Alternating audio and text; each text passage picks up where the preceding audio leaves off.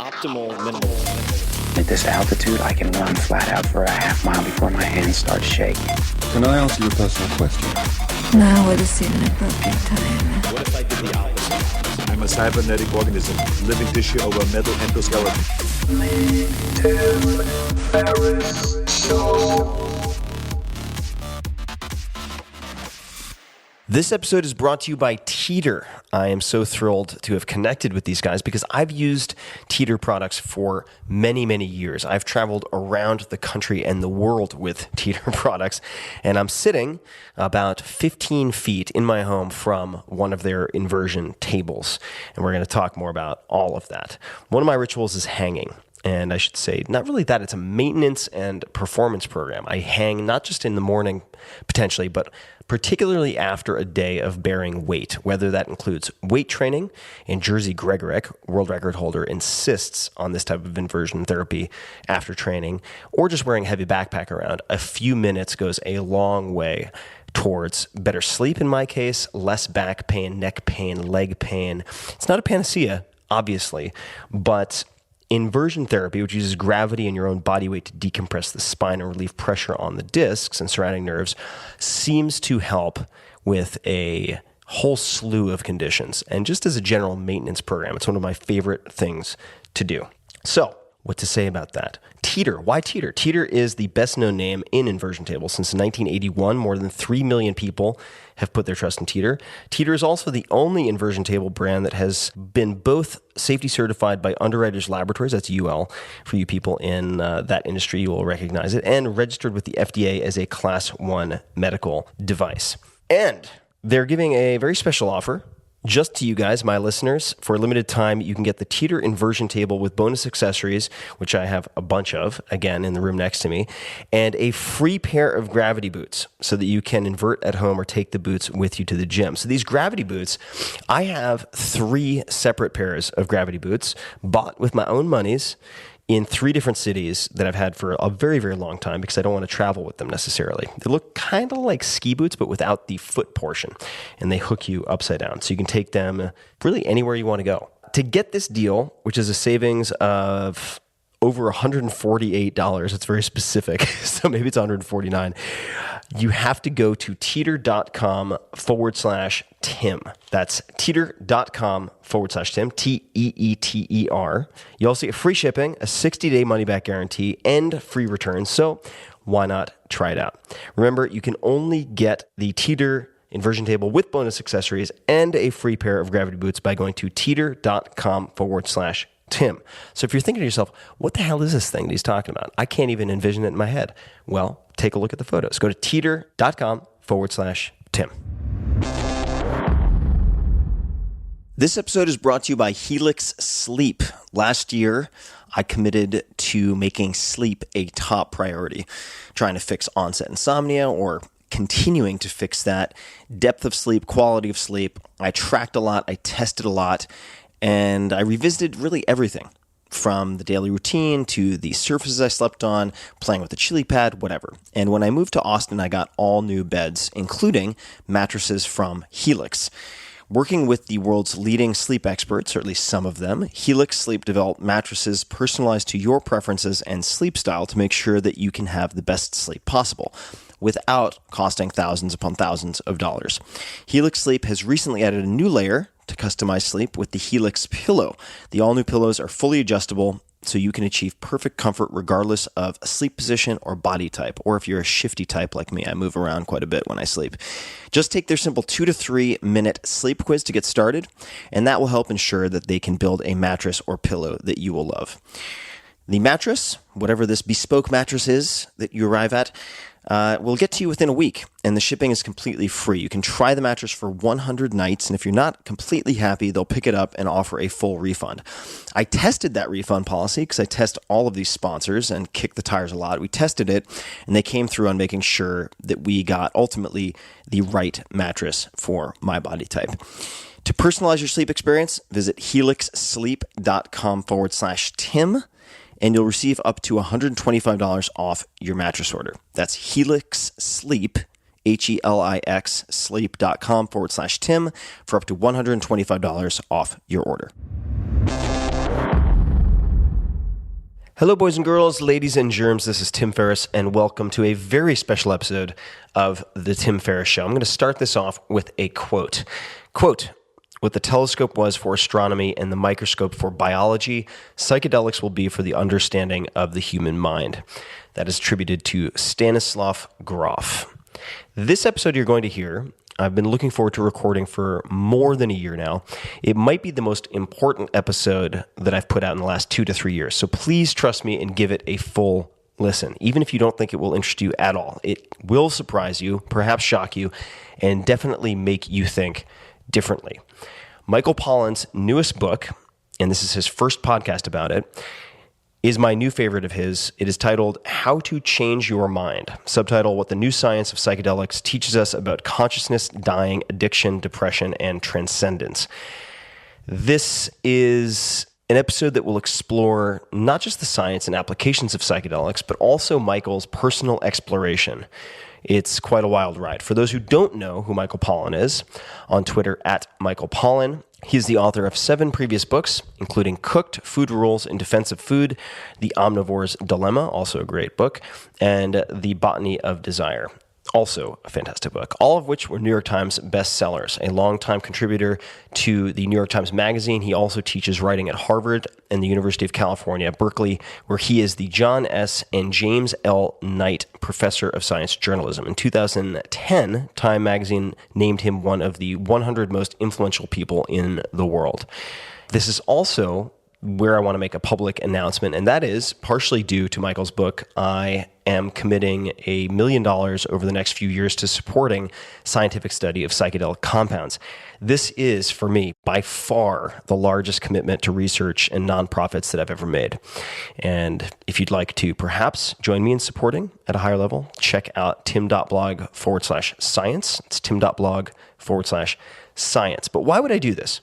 Across the board, I've done a number of things in the scientific realm, and the molecules discussed in this episode and some incredible clinical results from well-designed studies have absolutely captured my attention over the last 2 years. And after wading in and supporting some smaller studies, seeing the results, I've decided to go all in on scientists exploring this area. It just seems to be an Archimedes lever for potentially solving a wide range of root cause problems instead of playing whack-a-mole with symptoms one by one. So, this episode will explain why I'm so goddamn excited. And all that preamble out of the way, grab a cup of coffee, relax, put your seat back, settle in, and I really hope you enjoy this conversation as much as I did. Without further ado, here is Michael Pollan. Michael, welcome to the show. Thank you, Tim. Good to be here. I am so thrilled to be sitting down to have this conversation, and I thought back to when we first met, and I believe I owe some thanks to Matt Mullenweg, the CEO of Automatic, because I believe that I attended an event he had organized that might have been for the Omnivore's Dilemma. I think it was perhaps in defense of food, but I've followed your career for so long and read so many of your books. I thought one place we could start is with the conception of Michael Pollan as food writer. And a common misconception. Perhaps we could start off with you just describing how the new book came to be. How did you end up writing this new book? Sure. Well, to go back, I think we met at a benefit for Grist. Oh, that's right. Right. That is and right. Matt was there. Matt was also involved. And yes, it was around the time of In Defense of Food or Food Rules or something. Yeah. At Tony Conrad's house. That's right. That's absolutely right. That goes back a few years. Yeah. But I think that was the first time we met. So yeah, this book does certainly seem like a departure for me. And in some ways it is. But in other ways, I see it as very continuous with the kind of work I've been doing. As I see it, I think of myself as a kind of nature writer. I really like writing about the engagement of humans with other species. And I've been doing that since my first book, which was a book called Second Nature, which was really about what was going on in my garden.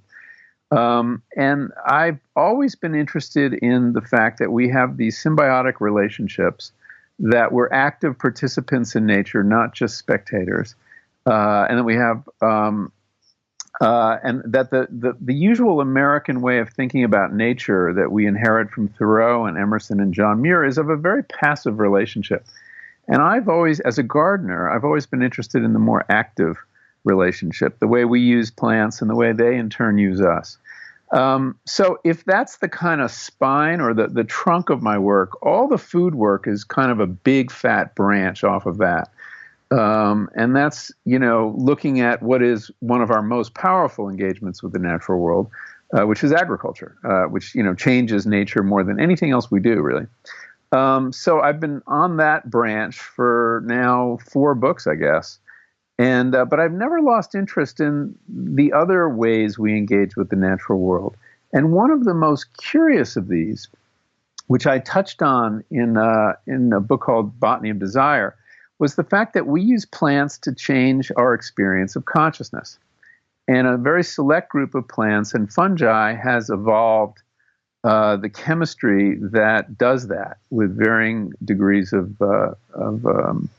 disruption. And I've always been curious as to why such a desire, and it is a universal human desire. There's not a culture on earth that doesn't use some plant or fungi to change consciousness, with one notable exception, the Inuit.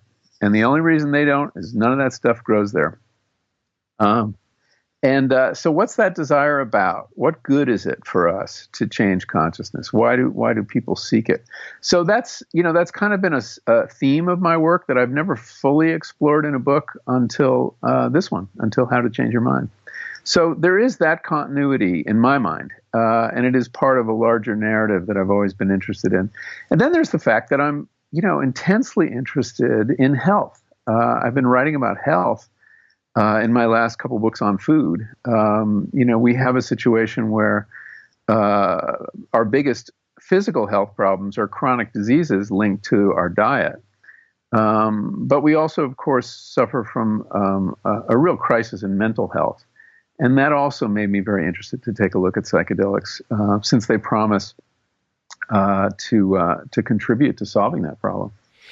Did that interest in exploring psychedelics, this is going to be a very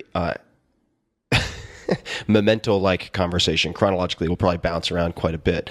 Mm-hmm. Did that begin with the article about psychedelic psychotherapy in the New Yorker called The Trip Treatment? Did it precede that? How did that piece come about? That was my first real foray. I think I talked about psychedelics briefly in Botany of Desire and quoted Aldous Huxley and the idea of the reducing valve and whether we had a more accurate or less accurate picture of the world when high.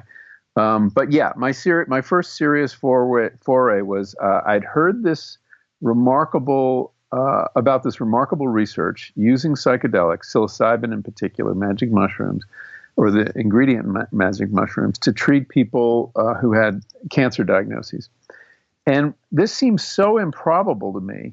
I couldn't imagine wanting to take a psychedelic when confronting my mortality, that I became very curious to explore it. And so embarked on what was almost a year-long project, looking at psilocybin and talking to dozens of people, cancer patients, some of them still alive, some of them no longer alive, and how this single experience, a high-dose psilocybin experience administered with a guide, in a very controlled setting, had completely reset their thinking about mortality, had given them a mystical experience that dissolved their egos and made them think about their place in the world in such a novel way, or their sense of their own self-interest as so broad that dying lost its sting, and completely in some cases. I remember this one woman I talked to who had, her name was Dinah Bazar. She was a figure skating instructor in New York City, and she was in her early 60s, and she had ovarian cancer, and she was absolutely paralyzed by the fear of a recurrence, even though she, had a successful course of therapy. And she she had a psilocybin journey, and she went into her body, and under her rib cage, she confronted this black mass. It wasn't her tumor, because it wasn't in her, where her ovaries would be. It was under her rib cage, and she realized it wasn't her tumor, it was her fear. And she screamed at it. She said, "Get the fuck out of my body." And she said it vanished. And from then on, she had no fear. And in the article for the New Yorker, I did the usual play it safe journalist thing where I said, and after the experience, her fear had been substantially diminished, or something that I thought would slip past the fact checkers. And as we tend to do. And they called her, though, and checked the quote with her. And she said, "No, that's completely wrong. It was not diminished. My fear was eliminated." And what she explained is, I learned during that psilocybin trip that though I couldn't control the cancer, I could control the fear. And that was just life-changing for her. So reading about these experiences, which seem, too good to be true almost implausible, I became more and more interested in going deeper. As a journalist, there are two kinds of articles we write. They're the ones where we exhaust the subject and we're so sick of it we can't wait to move on. And then there are the ones where we realize, I've only scratched the surface here. And this was one of those. I had only scratched the surface. There was so much more to learn. And then there was also this mounting curiosity to have some experiences of my own. We are definitely going to explore that terrain. I thought one very helpful aspect of the book is the glossary of terms that you include in the beginning. Mm-hmm. And it's actually in the end of the printed version. Oh, it is. All right. So I received a pre-publication copy. I moved it to the back. It just felt a little textbooky to confront it first. It is very textbooky, but it helps provide people with, whether at the back of the book or the beginning, definitions that I think can help to inform the conversation. So for people who have heard the term, no doubt, psychedelic or psychedelics, but are unclear on exactly what that refers to, could you define that? What are psychedelics? Sure, I'd be happy to try. One of the interesting aspects of the story, of the history of what we'll call psychedelics, for reasons I'll explain, is that the name kept changing because people really didn't understand these molecules. They were so strange. So at first they were called psychotomimetics. This is in the early 50s, soon after LSD was made available to researchers. And psychotomimetic basically meant it was a psychoactive drug that mimicked psychosis. And lots of psychiatrists would look at what happened to people and say, well, they're having a psychotic episode. Turned out to be wrong, but it sure looked that way. And then other people called it a psycholytic, which means mind loosening. And they were using it in basically in your typical talk therapy session as a way to loosen. Lytic means mind loosening people's defenses and allow them to get in touch with subconscious thoughts and emotions. Psychedelic as a term is coined in 1957 by a key figure in this history named Humphrey Osmond. Osmond is an English psychiatrist who moves to Saskatchewan because the provincial government was willing to let him study whatever he wanted, which happened to be mescaline and LSD. And they had a very progressive health department in Saskatchewan. And he got involved with Aldous Huxley, and in fact is the person responsible for giving Aldous Huxley his first mescaline experience. And they corresponded extensively, as people used to do. And in one of their correspondence, they were trying to come up with a better word for these drugs because they simply didn't believe it was true that it made people crazy. In fact, they believed they could make people sane. So they went back and forth, and Osmond, ironically enough, not the brilliant writer, came up with the term that stuck, and that was psychedelic. And that essentially, all that means is mind manifesting, that these are compounds that help the mind manifest its deepest qualities.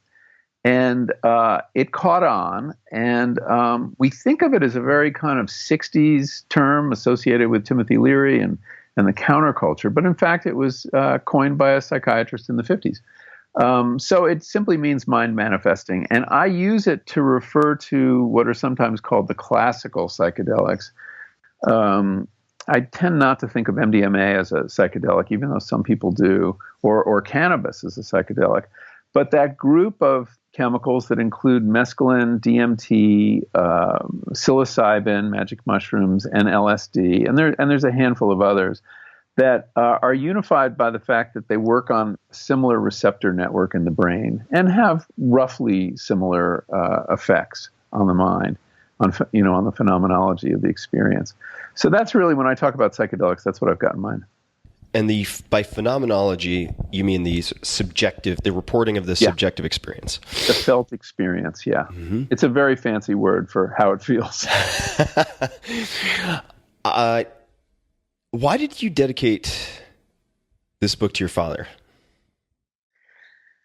Well, for a couple reasons, some of which I didn't understand till I finished the book. I did it because my dad was very sick for most of the time I was writing it. He himself had terminal cancer and died of lung cancer earlier this year in January. So it was my last chance to dedicate a book to him, or at least one that he would see. He didn't get to read it. So I thought I would do it. But as I've thought about it since, I realized this book is, very much about him. A friend of mine read the book and said, "Wow, your father's on every page." And I didn't know what that meant exactly, but I've since given it some thought, and I realized that one of the reasons I got so interested in the experience of cancer and that confrontation with one's mortality is that my dad was going through that. But unlike the patients I was talking to, the volunteers in the psilocybin experience, he really didn't want to talk about it. And it was just a conversation we couldn't have. And we had a lot of conversations in his last year or two. But for whatever reason, I don't really understand how he was processing what was coming, because he really wouldn't share it. And so in a sense, I was having conversations I wanted to have with him, although I was certainly afraid to in some ways. I was having those conversations with these other people, these strangers who I got to know, and hearing how they thought about their death and how psilocybin changed how they thought about their death, really became a proxy for a conversation I never had with my father. What effect did that have on you? I mean, if anything jumps out, I mean, are there any sort of salient effects that had on you? Did you end up feeling a sense of closure or resolution in some way?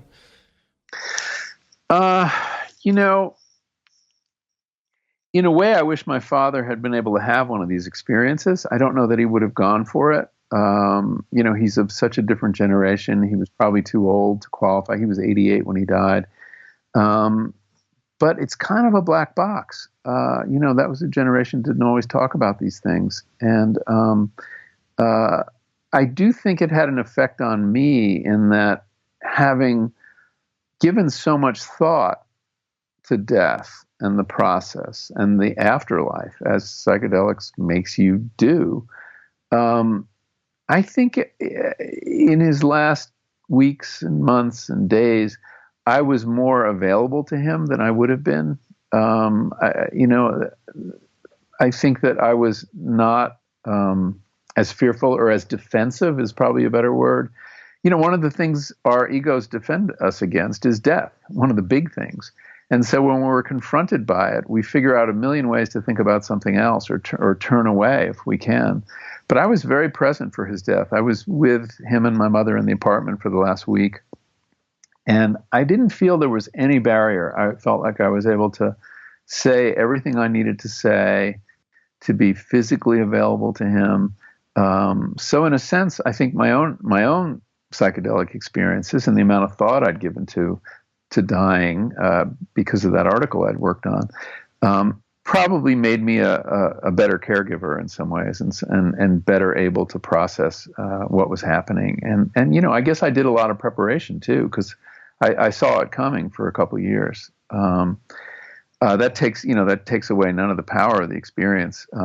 But I do think if It's funny. Some journalists just started doing interviews on this book, and one of the questions you get asked is, "How did your own experiences change you?" And that's a hard question to answer. It's subtle in some ways, but it was my wife who said, "Well, I really think you would have been different around your father at the end if you hadn't had those experiences." And I think she's probably right. Based on all of my reading of your work, based on the conversations I've observed you having and our limited exchanges that we've had, you've always struck me as a very open-minded journalist, while very skeptical, which is a good combination for the profession you've chosen. What were you most skeptical of going into the process of considering a book on this topic? And did you go in with the intention of having your own experiences? I didn't go in with that intention when I started the New Yorker article. I didn't know it was possible to have, obviously you can have a psychedelic experience if you can find the drugs, but I mean, to have this sort of orchestrated, guided experience, which I think people need to understand is a fundamentally different way of using the same chemical, but the experience is like very different. It was actually in the course of working on that article that I kept getting like these whispers that there was this underground and that there was a kind of shadow world not too far away from the legit researchers I was interviewing, and so I started getting inklings that might be possible, but I'm not a psychonaut, and I was not. I had very little experience. I mean, it was kind of odd. I just kind of came of age at a little wrinkle in time where there weren't a lot of psychedelics around. And by the time they were available to me, I was terrified of them. I'm sort of more a product of the moral panic against psychedelics than of the psychedelic 60s. I mean, just to give you an idea, I was 12 during the Summer of Love. I was 14 during Woodstock. So I was a little, I came a little late to the party, and the party was getting pretty sour already. The scene in San Francisco had gotten really sour, and there was a lot of bad information, but scary information about psychedelics that were out there. So this wasn't a natural thing for me. And, what you call my skepticism is journalistic skepticism, but it's also, plain old fear and wondering, is this for real? I did have skepticism. I think that the results of these studies, which hadn't been published when I published on them, it was very much to the New Yorker's credit that they were willing to let me do 14,000 words on essentially scientific research that hadn't been peer reviewed yet. But I gradually became convinced by the authority of the people who were talking to me that they had these transformative experiences. I tend to, but I do write about psychedelics, and I think this is somewhat unique about the book, with one foot outside of this world and only one foot in it. And I think that distance is very important for various reasons. I think it's important to remain critical as a journalist, and when you see things that are being hyped, and that may well happen with psychedelics. It's something I'm concerned about, but also as a way in for readers who may not be experienced or may have their own doubts or fears. I become a surrogate for the reluctant traveler, and that's always been part of my work. I don't like to write as an expert. Another reason I sort of moved off of food, at least for the time being, is I really like writing closer to the beginning of the learning curve, when everything is still new and exciting, and I can bring a sense of wonder to it. I don't think readers really like being lectured at by highly experienced experts. I think they'd rather come on a journey of or an education with you. And so I was outside this world and dipping my toe in, first kind of very tentatively, and then, kind of my whole foot, and then a much larger part of my body. But it wasn't a natural progression for me, and it wasn't an easy progression. I mean, we'll talk about this, but each of my own psychedelic journeys that I had for the book were preceded by a sleepless night of incredible anxiety, where I was just a ping pong ball with arguments going back and forth. Like, are you crazy? You're 60 years old. You could have a heart attack up there on that mountain, and this guy's not going to call 911. He's worried about his freedom. And then the other side saying, well, come on, aren't you curious about what you might learn? And by the way, you've got a book deadline coming up. You've got to do this. And so I had every time it was like that. It never got easier. I realize now that was my ego defending itself against the assault to come. And of course, our egos have command of our rational faculty, so they make really good arguments. And mine was definitely making a good argument to me, but thank God I ignored him. Could you talk a bit about what we know or suspect about the neuroscience behind how these compounds may have the effects they have? And just please jump in to correct me at any point, because you are certainly better versed with all of this. But when you mentioned, for people who don't have the background, when you mentioned guided experiences or supervised environments and the New Yorker piece, I'll just give a little bit of background for people who may not be aware. That includes certainly undergrad options, but also includes universities like Johns Hopkins, NYU, UCLA, an ever-expanding list. And some very, very credible researchers, certainly some who would be considered the researcher and scientist. What do we know of the science? Because these compounds have been so mysterious in a sense. They've been so continually used for certainly centuries, if not millennia, by probably millennia, different civilizations. You can find totems from the Mazateks going back thousands of years and so on. What new insights or theories have caught your attention in the scientific realm? Yeah, well, the neuroscience, I just have to say, is absolutely fascinating. And for me, intellectually, that was kind of one of the most exciting parts of the research was learning what these chemicals are teaching us about the mind and the brain. There's a famous quote by Stanislav Grof, who was a Czech emigre psychiatrist who worked with psychedelics extensively when they were legal in his practice. And he said, I think this was in the early 70s, he said something that, sounds outrageous, which is that psychedelics would be for the study of the mind what the telescope was for astronomy and what the microscope was for biology. That's a pretty big claim, and it sounded like hyperbole to me when I first heard it. But having spent a lot of time in these labs with these scientists, I no longer think it's impossible that he's right. He may well be right. But that said, the brain is still very poorly understood, consciousness even more poorly understood. So it's important to understand that everything I'm about to tell you is, hypothesis. And some goes a little further than hypothesis, but there's still a lot of mysteries.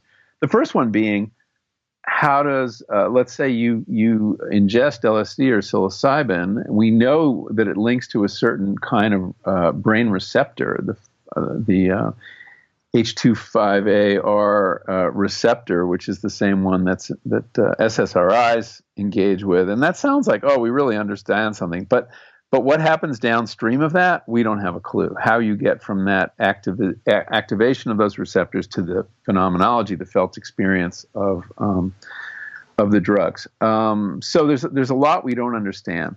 But one of the most interesting clues has come from the work done, especially at Imperial College in London, but also it's now happening at other places in Switzerland and at Hopkins, to image the brains of people on psychedelics. By image, I mean use fMRIs or some of these other modalities to see what's going on in the brain when people are under the influence. And the biggest takeaway from that work, and this is in papers that Robin Carhart-Harris at Imperial College has published, is that contrary to what the neuroscientist expected, which was that the brain would kind of light up with extra activity because there was such, visual and auditory fireworks going on during the experience, they found that activity in the brain was actually depressed by psychedelics, particularly in one network. This was a network I had never heard of before until I started doing this work, and it was only discovered about 15 years ago by a neuroscientist, American neuroscientist at Washington University named Marcus Rakel.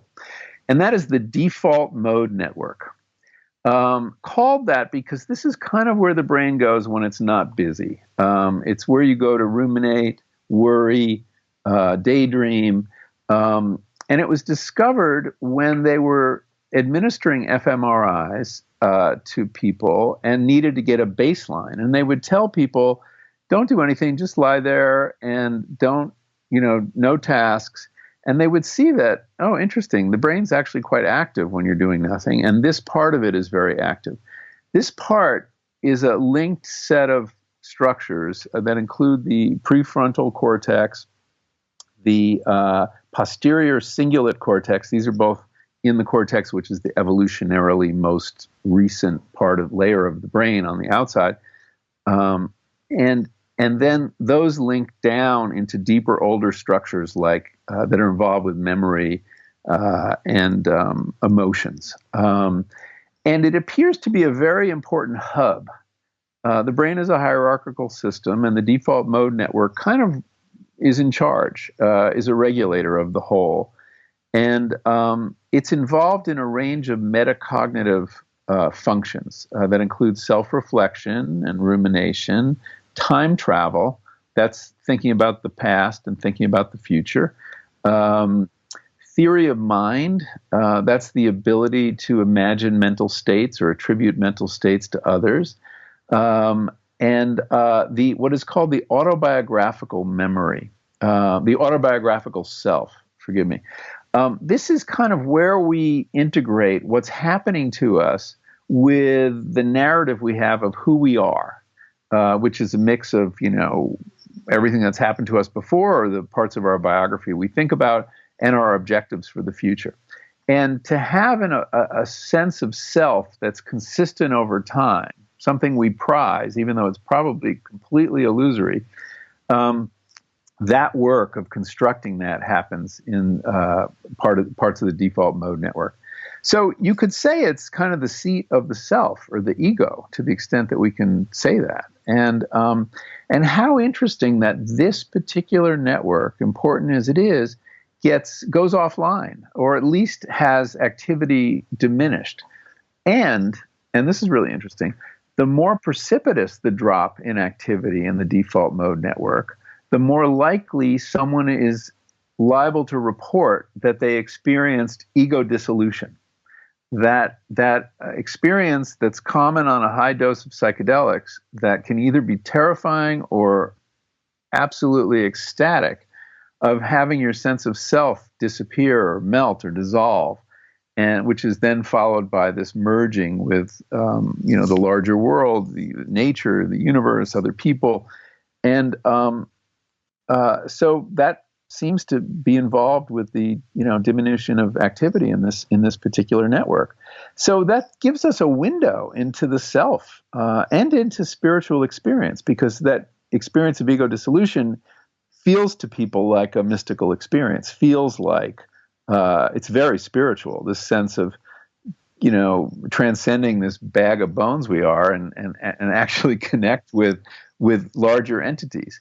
And it's that experience too that may make it easier to die, in that ego dissolution is a kind of rehearsal for death. giving up yourself, and then seeing, and this was for me the most incredible thing, was that your ego could die, but you still perceive. There's still a consciousness, another consciousness, and I think that that's enormously comforting to people.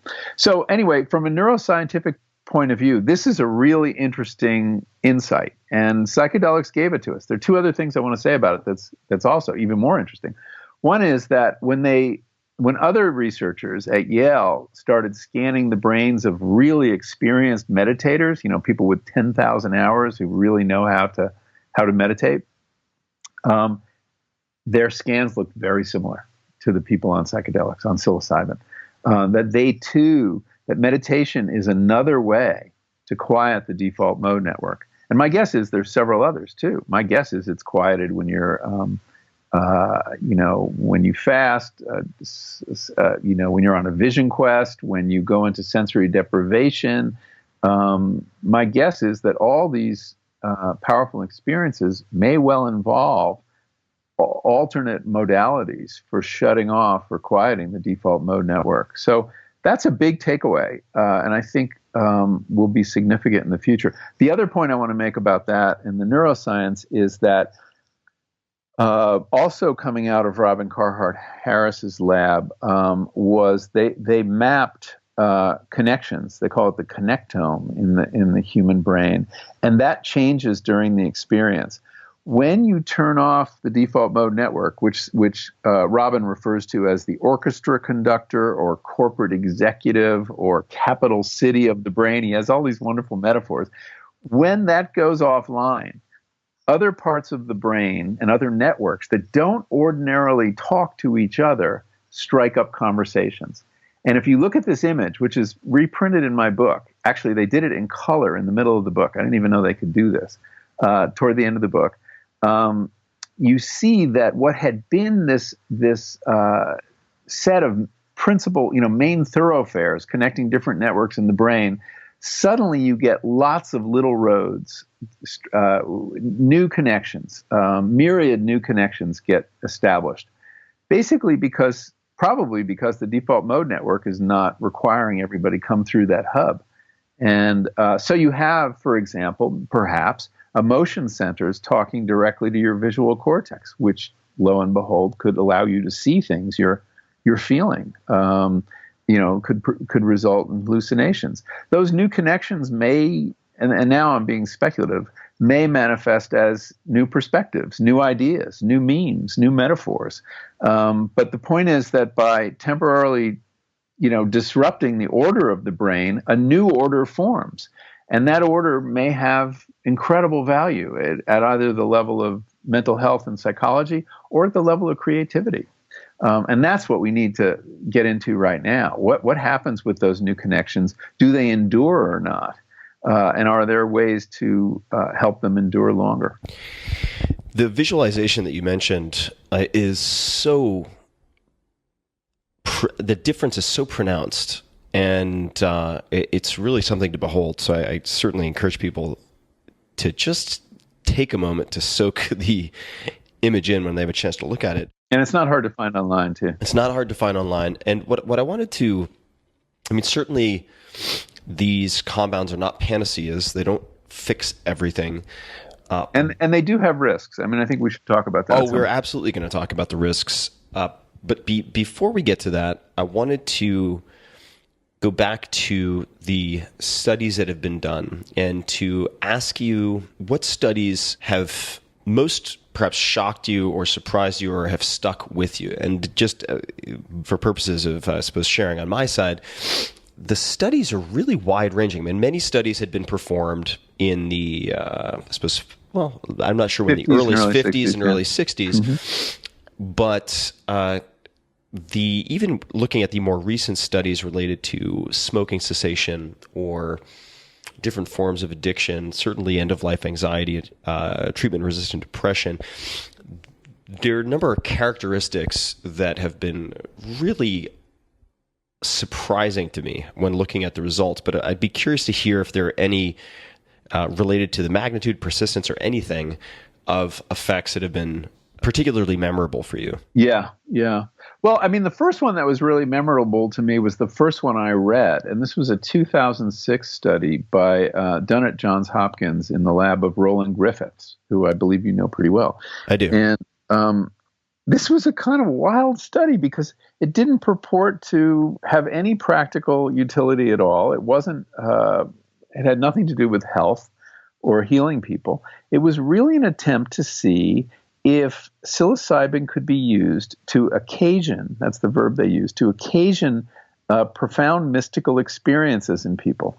And the title of this paper is kind of hilarious. High dose of psilocybin can occasion profound mystical experiences in people that have lasting value or something like that.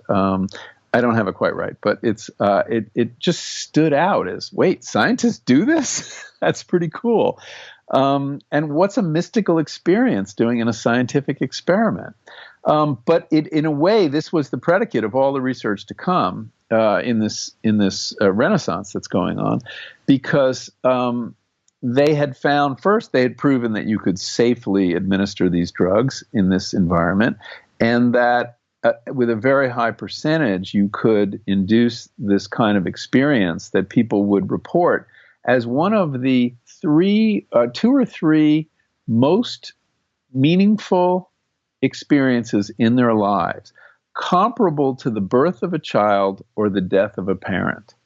The fact that you could induce such an experience in a laboratory reliably with a mushroom, that kind of blew my mind. And I interviewed many people in that trial, and it was really interesting to hear their experience. These are so-called healthy normals, so they didn't have a pathology, they weren't dying, and they were kind of spiritually inclined. That was definitely, it seemed to me a common denominator of the volunteers, but that this drug would create an experience that was indistinguishable from mystical experiences as we have them in the literature, as they were recorded by the great mystics of all time, and all the writers who've talked about mystical experience, from Whitman to Emerson to Tennyson.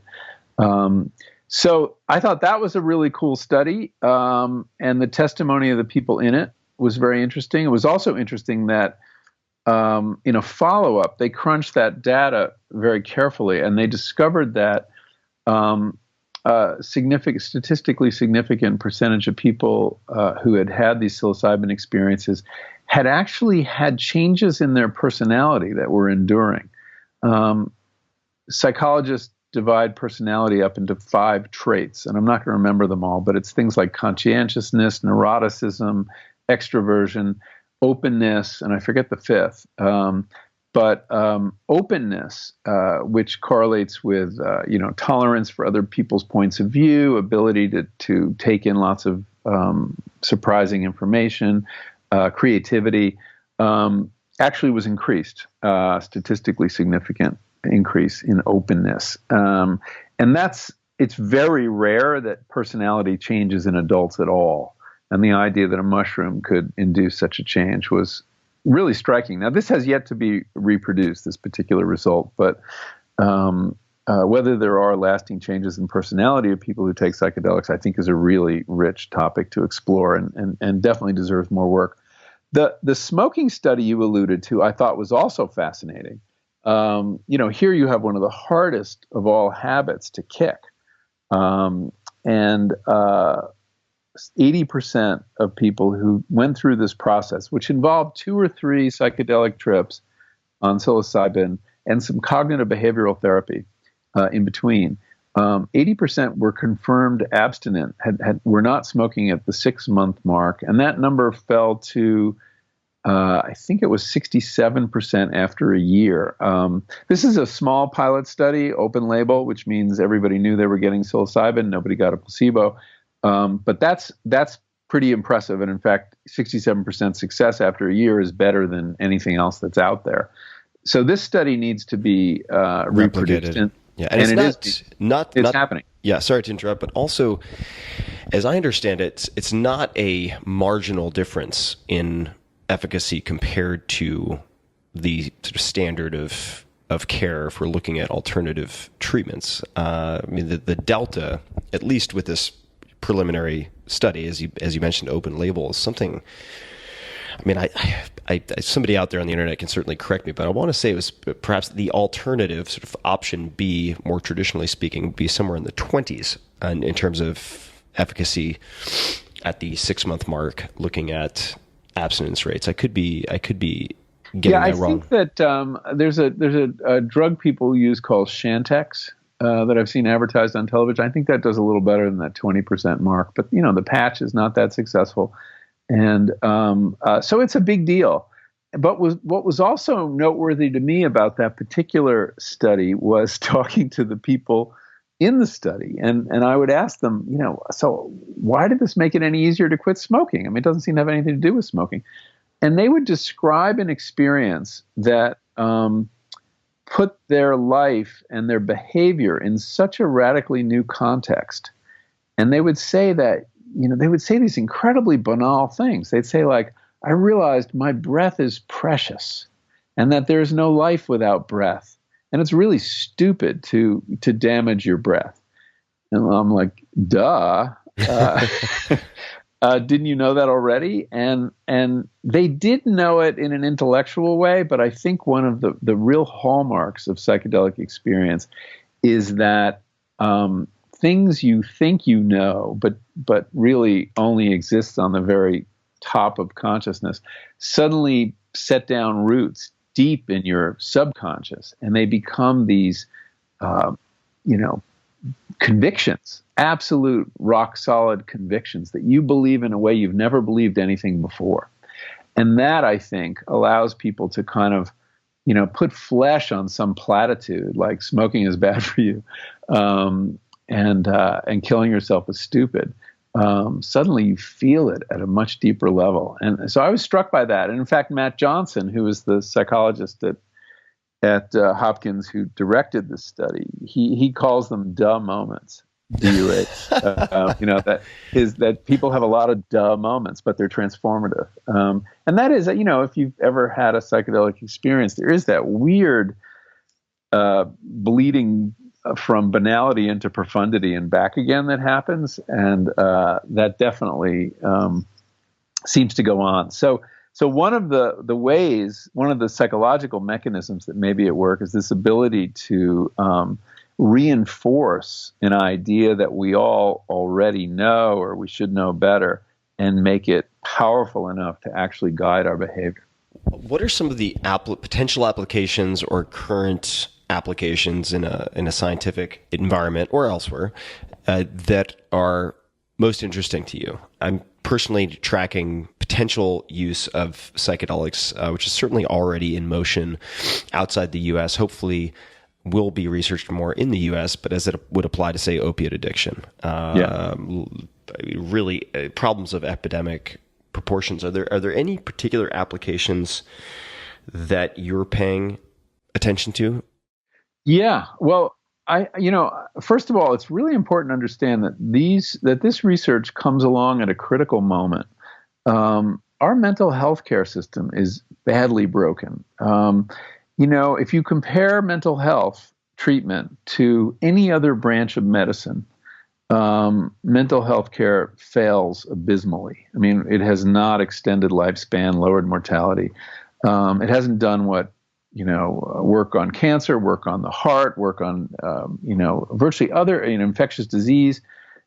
It's remarkable what a pathetic track record it has. And with all the, use of SSRIs in the culture and shrinks, of which here in Berkeley, every other person's a shrink.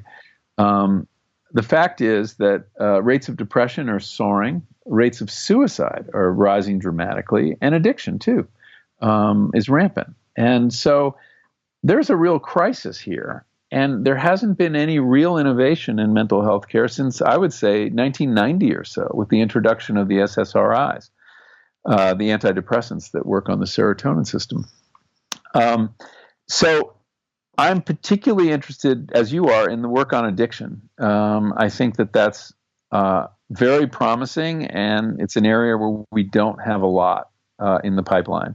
Ibogaine is another psychedelic, comes from a root of a tree in Africa, and it has been shown in still very preliminary research to be useful with opiate addiction, partly because it blunts the withdrawal symptoms. At the same time, it helps you get off the drugs. But it's a very heavy and risky psychedelic, and it lasts for a very long time. There are clinics in Mexico that are administering it to opiate addiction. But there is work planned to look at psilocybin and opiate addiction. Psilocybin and alcohol addiction is underway right now in a large study at NYU that I think bears close watching. And then there's all the work that's about to happen about psilocybin and depression. Treatment-resistant depression is the subject of study in Europe coming up. And that's people whose depression has not responded to two other forms of treatment, so a particularly needy group of people. And then a study in this country of major depression. And that will be getting underway this year. I think if these drugs can really make a dent in those indications, it would be enormous. It would just be, and the depression study is very interesting how that came about. The researchers, had looked at depression in their population of cancer patients. They were dealing with both depression and anxiety, and the results of those studies found that in roughly 80% of the cases, the volunteers had statistically significant reductions in symptoms of depression and anxiety. So a pretty big deal, a very strong treatment effect. Much stronger, by the way, than the treatment effect that got SSRIs approved. But when they went to the FDA seeking permission to do a phase 3 trial in cancer patients, the FDA regulators said to them, we've got a much bigger problem, a much larger population of people struggling with depression, and there's a strong signal here that these drugs may help with depression. So we want you to study that. And part of the reason they did that is they well recognize that there's not a lot of drugs in the pipeline, and the SSRIs are losing their effectiveness, which was never too great to begin with. We're learning, that SSRIs do perform slightly better than placebos, and their effect appears to fade over time. And also, people hate being on them because of the side effects. So you mentioned something that may surprise people, and that is FDA support in this case. And certainly we don't necessarily have to get into MDMA, but MDMA was granted breakthrough therapy designation which is remarkable, expedite the process of phase 3 trials for PTSD. And that seems at odds with something that came up earlier, which was this moral panic after the psychedelic 60s and the Controlled Substances Act and the current legal status of these drugs. So what has changed? I mean, you would think if we look at the mystical experiences and the peace that people feel, or the oneness, the timelessness, the ineffability, one would be inclined to think, hey, if you're trying to treat alcoholism with that, you're just going to give them a state they want to return to over and over again. Yeah. Why? Well, that's a good question. I think it's important to understand that psychedelics are not, the classical psychedelics are not addictive. So it's not like you're giving them another drug that they're going to get hooked on. In the classic drug addiction experiments where you give a primate, when you give a rat or a mouse 2 levers in the cage, and one has food and one has cocaine or heroin, they'll keep pressing the cocaine or heroin till they die, and they'll prefer it over food. If you make one of those levers give them access to LSD, they'll press it once and never again. They don't want to go there. And, if you've used these drugs, your first thought on the conclusion of the experience is not, man, I got to do that again. It takes months to recover. And I don't mean recover, but it takes months to process everything that happened. And it was so it's so disruptive and so extreme an experience that your first thought is not, where can I get my next hit? So there's that. But yeah, I mean, it's a weird idea. Back in the 50s, one of the really interesting stories that you find if you dig into the research deep enough, and the 50s period is fascinating, is that Bill W., the founder of Alcoholics Anonymous, first he got sober after he had been administered a psychedelic, or a drug that some people call a psychedelic, called belladonna in the 30s. And then in the 50s, he got involved with LSD therapy in LA. And he thought that LSD might be able to help alcoholics. And he went to the board, which he was on, of AA, and said, look, LSD, we should really take a look at it. Maybe we want to incorporate it in the program. And his fellow board members are like, are you crazy? I mean, that's gonna ruin our brand. That's gonna, confuse people. So there is a kind of fundamental sense that it seems weird to treat a drug with another drug. But these drugs are so substantially different, and they appear to be effective in treating at least some kinds of addictions, that it would be shameful for us not to do the research and explore it. The kinds of risks that are present in it. I mean, there are risks, but addiction is not one of them. If that's the case, why have these compounds been so difficult to research? Why are they not freely available? I mean, what happened that took them off the table for so long? Well, I mean, the 60s happened. There's a chapter in the book where I look at the sort of rise and quick fall of psychedelics during the 60s. And it's a really fascinating episode, and it's full of cautionary tales. It's funny, I would ask researchers I was interviewing, so what happened? Why was there such a backlash against psychedelics, that research was closed down? That never happens, that you have a promising field of research and suddenly scientists feel they can't do it anymore and they're told to stop. I mean, this is kind of dark ages stuff. And to a man, and they are mostly men, I'm afraid, they will say, well, it's too simple to blame Timothy Leary. And then they'll go on to blame Timothy Leary. And he does have a very important role in this. And basically, Leary, started studying psilocybin and then LSD at Harvard from 1960 to 1963. And keep in mind, the drugs were legal then. But he got impatient with research, with science pretty early on, and he decided, well, you can't really do a controlled study of psychedelics, so why bother? And he started studying psychedelics in what he called a naturalistic environment, which meant, his living room. And as happens to some psychedelic researchers, they lose interest in treating individuals and acquire an interest in treating the whole of the culture. Because they start seeing that, retailing these things is too slow when they're so promising and they could actually save us from civilizational collapse. And you have this exuberance, irrational exuberance, I would add, that seems to come up in the minds of some people who work with these compounds. And it's an occupational hazard, I would argue. And the current generation of researchers are guarding against it, but take them out for a drink and, they'll come around to that place, the value of these compounds for the whole civilization, which is interesting, and they may well be right, but it's a dangerous way to talk, I think. And so something else was going on in the 60s, and that was that these drugs were used by the young, by teenagers and people in their 20s.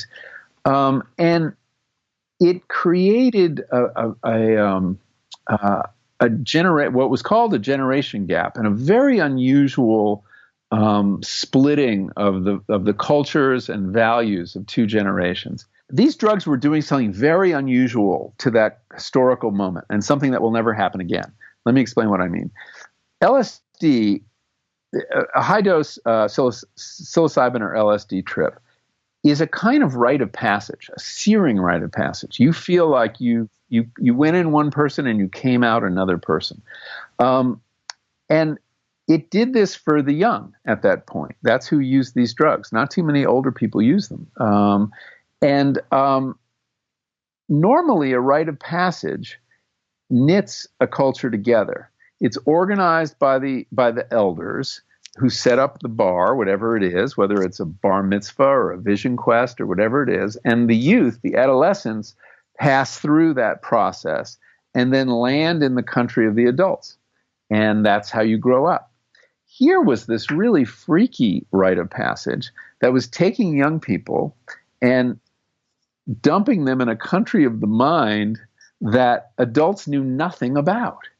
And I think it really drove a wedge in the culture. And it's no accident that you had this unusual divergence of youth culture, both in terms of everything from politics, dress, music, diet, sexual mores, morality, was different than adults, and that was very destabilizing for the culture. And not surprisingly, the elders reacted with fear and panic, and tried to put an end to this.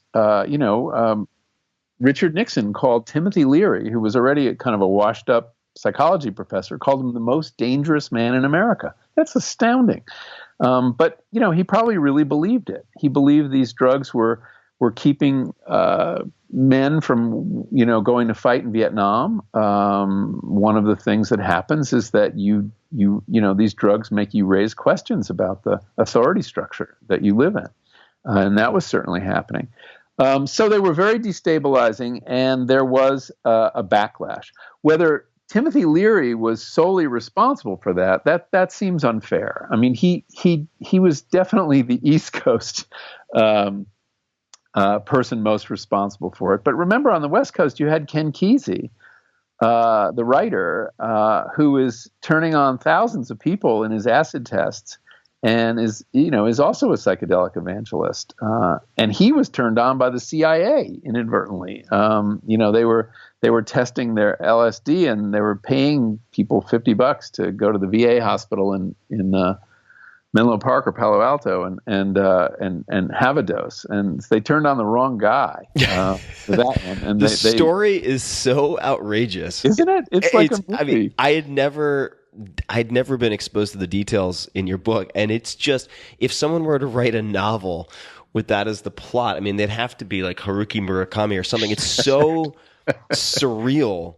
Yeah. And the idea that the 60s, what we call the 60s, might have been a CIA mind control experiment gone horribly good or bad, is mind blowing.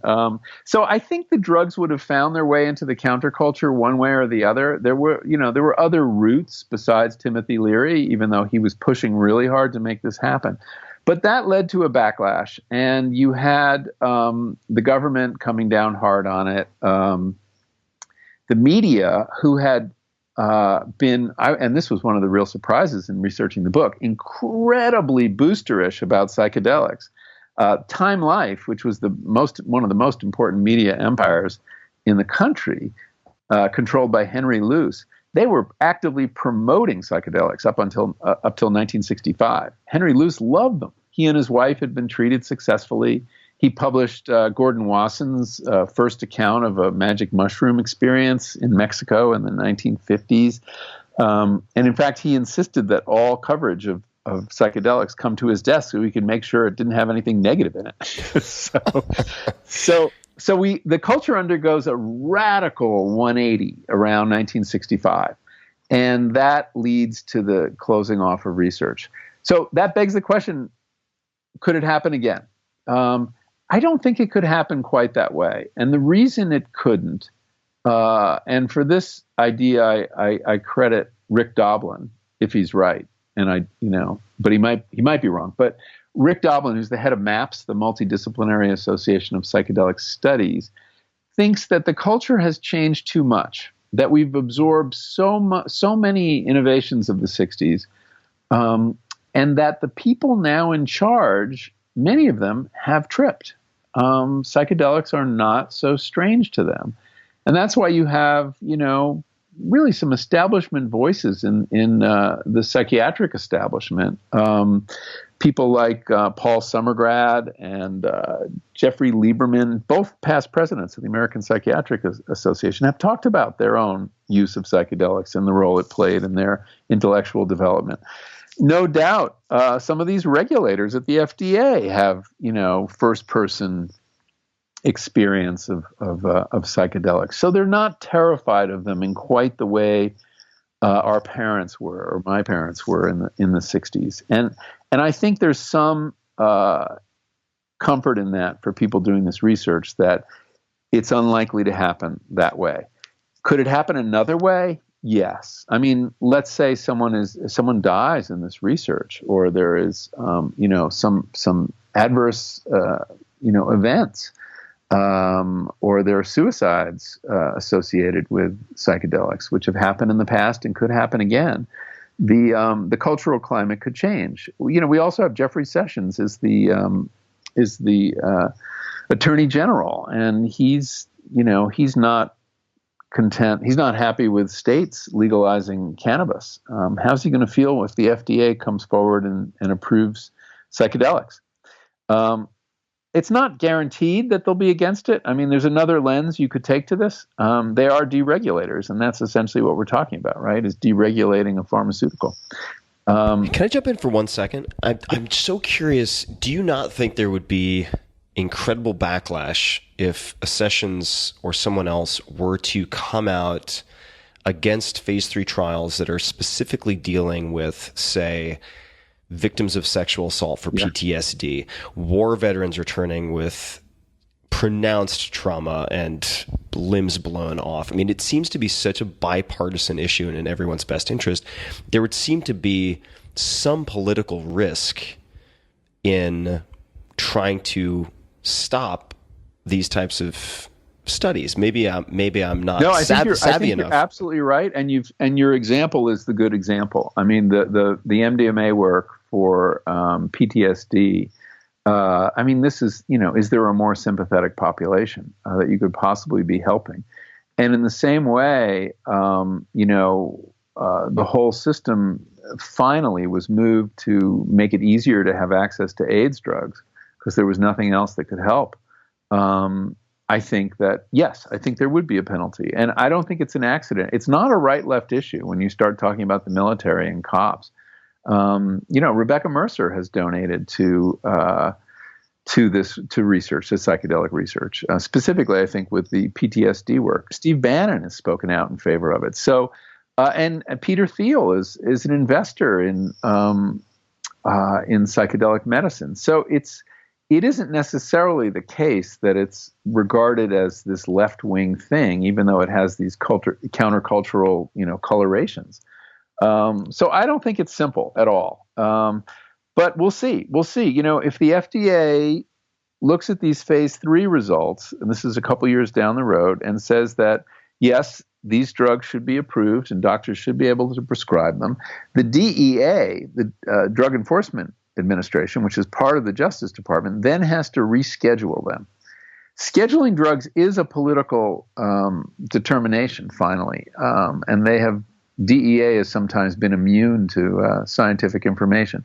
But I think it would be, an interesting moment. I'm not sure how it would come out, but I think that this work with dealing with post-traumatic stress disorder and dealing with the so-called existential distress of cancer patients wins the sympathy of the public, especially when you're doing it with a drug where the risk profile is really not very bad. So we'll see. I mean, I think it's a big question. The idea that there's any kind of logical response on the part of the Trump administration to anything, that has to be factored in too. So you mentioned risks earlier. I think we should talk about that. I mean, what is the risk profile? Right? What are the risks of these compounds? What's the LD50? If we have 1,000 people in a room, what's the dose it takes to kill 500 of them? Well, there's no known lethal dose of psilocybin or LSD. That's if it kills you, it's not going to be because it's toxic. They're not toxic. Remarkably few molecules have this profound effect, and they don't stay in your body that long. So from a toxicity point of view, they're remarkably safe drugs. I think that the risks are more psychological in origin. They are incredibly disruptive. They disarm your usual defenses. And defenses, can be very helpful as well as hurtful. And some people without their defenses get into real trouble. People do foolish things on psychedelics. People take them carelessly and they, walk into traffic. They step off of buildings. So I think, and then there is a small subgroup of people at risk for serious mental illness, things like schizophrenia, for whom psychedelics can be the trigger and push people into that first psychotic break. And I think that that happened, it wasn't so uncommon with people in their early 20s using these drugs, and that it happens to be the age where this tends to happen. Would it happen without the psychedelics?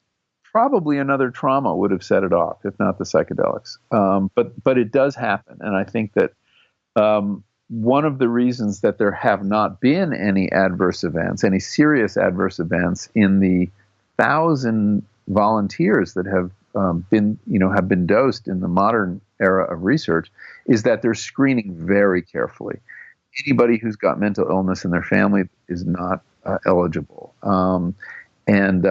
So, that's kind of the luxury of doing small trials. You can be very picky about who you give the drug to. And that's one of the reasons that phase 3 may not be quite as dramatic in its success as phase 2 has been. So I think that there are people who should not take these drugs, and it's people at some psychological risk. That said, it's worth pointing out. There's a story I tell in the book that very often doctors who, in the 60s especially, who weren't familiar with psychedelics and the phenomenology of them, mistook simple panic attacks, which are common on the drugs, for psychotic breaks. And there's a great story that Andy Weil told me, Dr. Andrew Weil, about after he got out of medical school in 1968. He hustled out to San Francisco and volunteered at the Haight-Ashbury Free Clinic, and they were seeing lots of bad trips. And people would come in and they thought they were going mad, that they were going to die. And we shouldn't minimize how bad a bad trip can be. It's a terrifying experience, and that too is a risk, even if it is just a panic attack. But Andy had a lot of experience with psychedelics himself, and he saw these symptoms for what they were. And what he would do is he'd come into the little cubicle with his white coat and his stethoscope and his clipboard, and he'd ask a few questions. And then when he decided the person was not really psychotic, but was just freaking out, he would he would say, "Excuse me, but there's someone in real trouble in the next cubicle." And all at once, these people were like, "Wow, there's someone more fucked up than I am." And they would feel so much better. and their symptoms would pass. So he understood that you could manipulate the experience, which is, of course, what the guides understand too, and rescue someone from what had been a pretty horrifying episode. So, how many psychotic breaks were there in the 60s? You hear, that there were, the emergency rooms were, for a period, were, full of people on bad LSD trips. And maybe that's true, but what was that actually? It may have just been a bad trip. And bad trips are first, they can be averted with good guiding. And second, they can actually be very useful to people if they're properly analyzed. And I think at least, the way that I've started to think about this, reading your book and becoming involved with the research, is that maybe a more useful delineation is safe and unsafe trip, in the sense that difficult does not necessarily translate to long-term negative outcomes. In some cases To the contrary, yeah. very, very much the contrary. Yeah. And I want to pause for just a second here to make an appeal if there are regulators, lawmakers listening, and that is that speaking as someone who I assure you is not dancing around the playa in a thong at Burning Man calling himself a shaman. That's not my shtick, but conversely has looked at mental illness in friends, suicide in friends in high school and college, have friends with, say, eating disorders of 20, 30 years that have been not just mitigated, but resolved. At least I can't say definitively, of course, but for years now, after, say, 1 to 3 controlled sessions, looking at the risk profile of these drugs, there are risks to be sure, but the potential benefit, the cost effectiveness, and the pronounced favorable risk profile is really remarkable. I mean, beyond just about anything I've seen. Not a panacea, but with some very promising indications that make it, at the very least, worth researching in depth. And I don't want to sound too much like I'm proselytizing, but if you look at, say, if there are drugs, looking at my pharmacogenomics, if I were to take them, I could have a fatal response, right? Which are common drugs. If you take grapefruit juice, which can certainly change the metabolism of many drugs, you can have horrible side effects. And if you were to print out, let's just say hypothetically years from now, you have psilocybin available and you go to Walgreens to pick up your psilocybin, and maybe it's only available through a therapist or a doctor who's going to be supervising a session. But nonetheless, let's imagine this is an exercise and you pick up your little white bag with the pharmacist's directions and warnings on the side.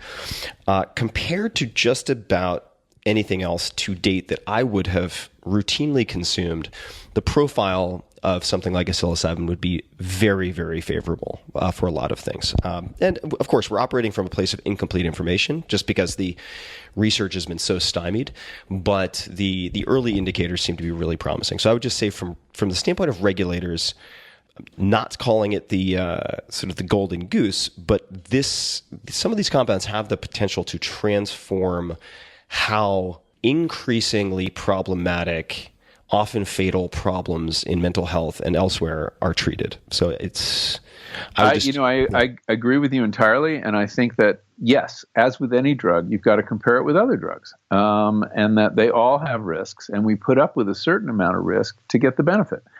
And that the risks in this case, certainly at the biological level, are minor compared to drugs we take routinely that even over-the-counter drugs that are more toxic than psychedelics, as far as we know. So I think that's definitely worth keeping in mind.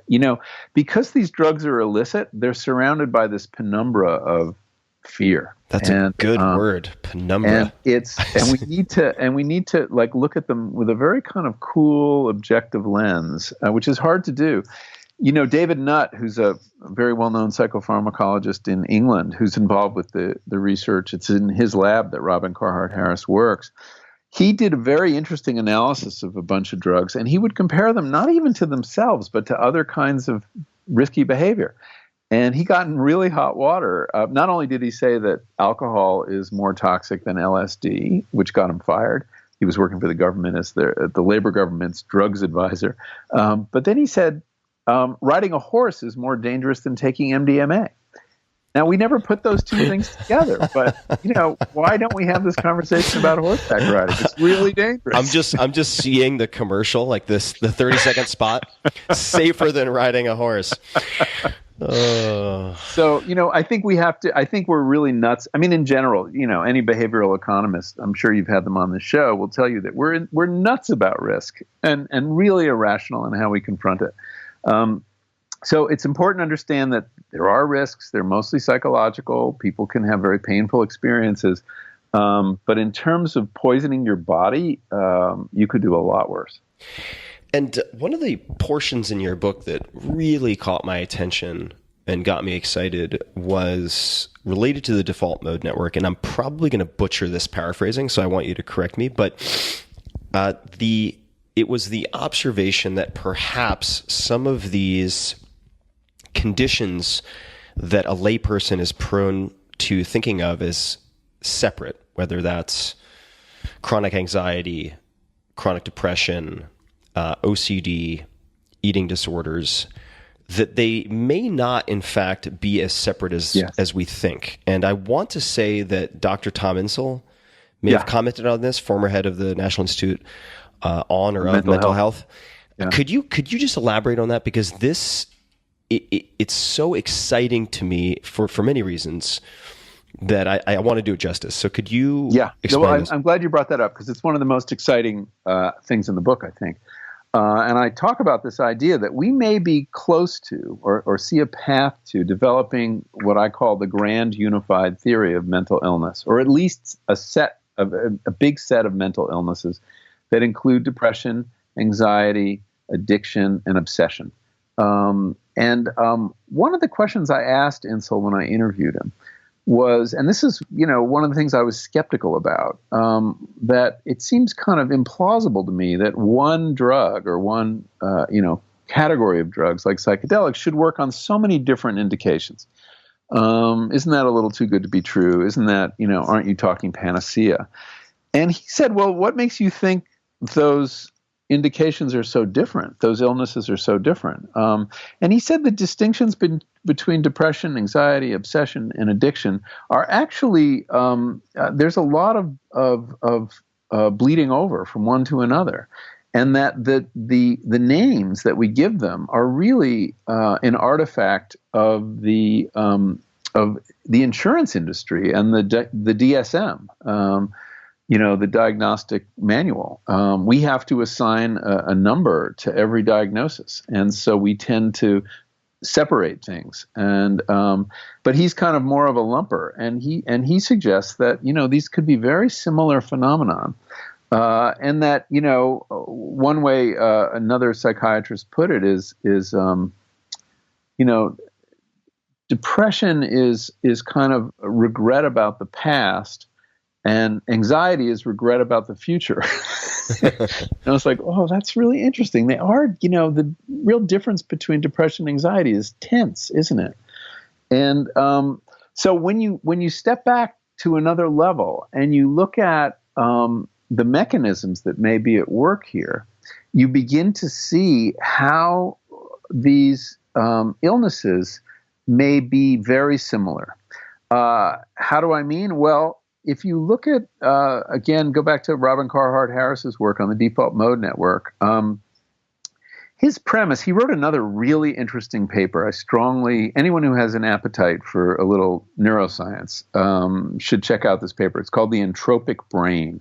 And you should put it on your website. I can send you a PDF. I'll put it in the show notes. Mm-hmm. And there his idea is that the brain is, as we know, a very complex system. And it has an emergent order that is to some extent enforced or regulated by the default mode network.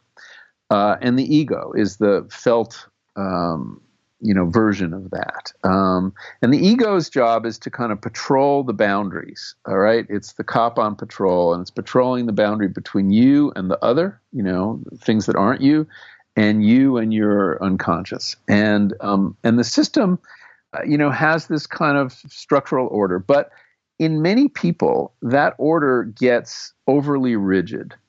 And that brains function along a spectrum from entropy to rigidity. And on the entropy end, you have serious psychological ailments like schizophrenia. But you also have childhood consciousness, which is very chaotic and very psychedelic in many ways. And then on the other end of the spectrum, you get to these illnesses characterized by too much order, essentially. And that's depression and obsession and addiction. And these are essentially ailments where people get stuck in repetitive loops, that these deep grooves of thought and behavior which are enforced by an ego that's become almost punishing, too authoritarian. And so these brains are kind of locked, and these other brains, are just way loose. And there's a place you want to be in the middle there. There's a point of criticality, really, where you have enough entropy, but also enough order. And that we go wrong when we get too far to one end or the other. That's his theory, anyway. It's speculative, but has a lot of explanatory power. And basically, he thinks that psychedelics work by increasing the amount of entropy in the brain, and that entropy, up to a point, is a very positive thing. And that it is the lack of entropy that traps people in these very rigid patterns of thought and behavior. And that essentially the LSD or the psilocybin lubricates cognition. It can go too far and leads to magical thinking, which is also on the too much entropy side. But it also can help break people out of those habits. So there you begin to see the outlines of a grand unified theory of mental illness, and that's really exciting stuff. It makes me think of, it's so exciting because it sort of offers this tantalizing possibility that you could address many different separately labeled conditions in a similar way. And I'm not going to name names, but I was speaking with a researcher in this field, very well published scientist, and the analogy that he used, and I'm going to modify it a little bit, but he said that, because my question to him was, what is it? What is a plausible explanation for why some of these compounds seem to have this long-term reorganizing effect? Because the half-life of the drug, so to speak, is not months long. So what the hell happens where these people in some cases have this persistence of personality change where they have more empathy a year later, 2 years later? What on earth can explain that? And the picture he painted, because the mechanisms are still so poorly understood, was, well, you can imagine if you're on a ski mountain. Oh, I know who you're talking about. Yeah. All right. After a few hours, you have all these worn ruts, and it becomes more and more likely that people are going to use the ruts that have been laid down. But if there's you can't get out of them, right? You can't. Your can't. sled or your skis keeps tending back into them, and yes. And so, but if you suddenly have 5 feet of fresh powder, whatever, 3 feet, it doesn't really matter, and then you get up to the top of the lift, you all of a sudden have to, almost by definition, choose a new path. You're at least given the flexibility to choose your new route. And but taken too far, it's just like being stuck in a blizzard, right? Well, that's not going to. That's my own addition. Yeah. Not terribly original, but it's. I really need to meet Robin at some point. I haven't. You do. You need to have him on. He's a brilliant guy, and I think he will be recognized as a really important neuroscientist. He's just got a very unusual mind because he can do the hard science, but he's also trained as a psychoanalyst. He's actually a Freudian. Very, very interesting mix of. He got into this because he wanted to show the psychological, the neuroscientific basis for Freudian ideas like repression. And so, he's a really interesting guy. I think that snow metaphor is really powerful. We don't understand the mechanism. What exactly is filling those ruts, in a way that lasts? I mean, I think, though, it may go back to that image of, creating some new linkages in the brain, some new pathways. And basically, that's what learning is. It's a pathway in the brain, and then you reinforce it by repetition.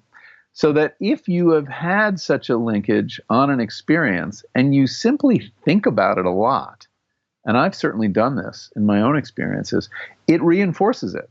You can use meditation to reinforce it. You can just replay it in your head.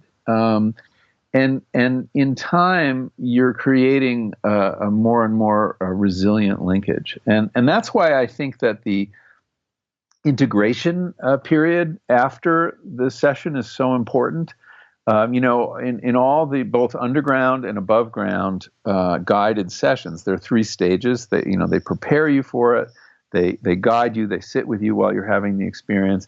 And then you always come back the next day. And this is probably the most important part, to figure out what the hell was that all about. and it's often hard to know. And many of us take a big psychedelic experience and we put it in this box called weird drug experience, and we put it away on the shelf because we don't know what to do with it, and no one's going to help us.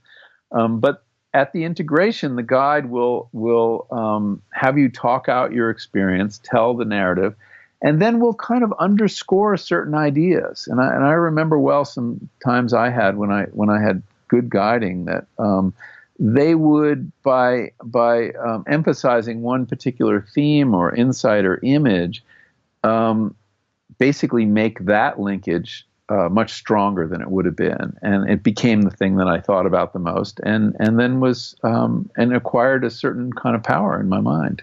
So I think that there's a lot more to be done with figuring out how to take elements from the experience and kind of reify them and make them more real and more lasting. Michael, this seems like a good time to get into those personal experiences, and I don't know where to start, but I thought since you mentioned themes, images, insights, we could use that as a jumping off point, and you could start wherever you'd like to start, really. But I would be very curious to hear you describe any of your experiences that ended up being very meaningful for you. Sure. Yeah. It's funny. I said earlier I approached my psychedelic journeys with a lot of trepidation, and I approached the writing of them with a lot of trepidation after the fact, because I didn't know that I could. It's a real literary challenge. If you think about how many trip reports you've read that were any good, you could count them on one hand. And so that was the kind of Everest I kept moving toward as I was going through the book. It's like, oh my God, I'm going to have to explain these experiences. In the event, it turned out to be great fun to write about. I really enjoyed writing about it. It was a challenge, but of the best sort. I had, just to give you the landscape of it, I had experiences with LSD. These are guided experiences with LSD, psilocybin, 5-MeO DMT, and which is a pretty obscure psychedelic that's made from that is the smoked venom of the Sonoran desert toad. Yes, somebody figured that out. And then ayahuasca, a couple ayahuasca circles. I would say that for me, the most useful, insightful experience was a guided psilocybin journey, where I was trying to approximate the dosage being used in the above ground trials. I think I was a little shy of that. And I worked with a wonderful guide, a woman on the East Coast. And what can I say about this experience? What was really important about this experience was that I experienced ego dissolution for the first time.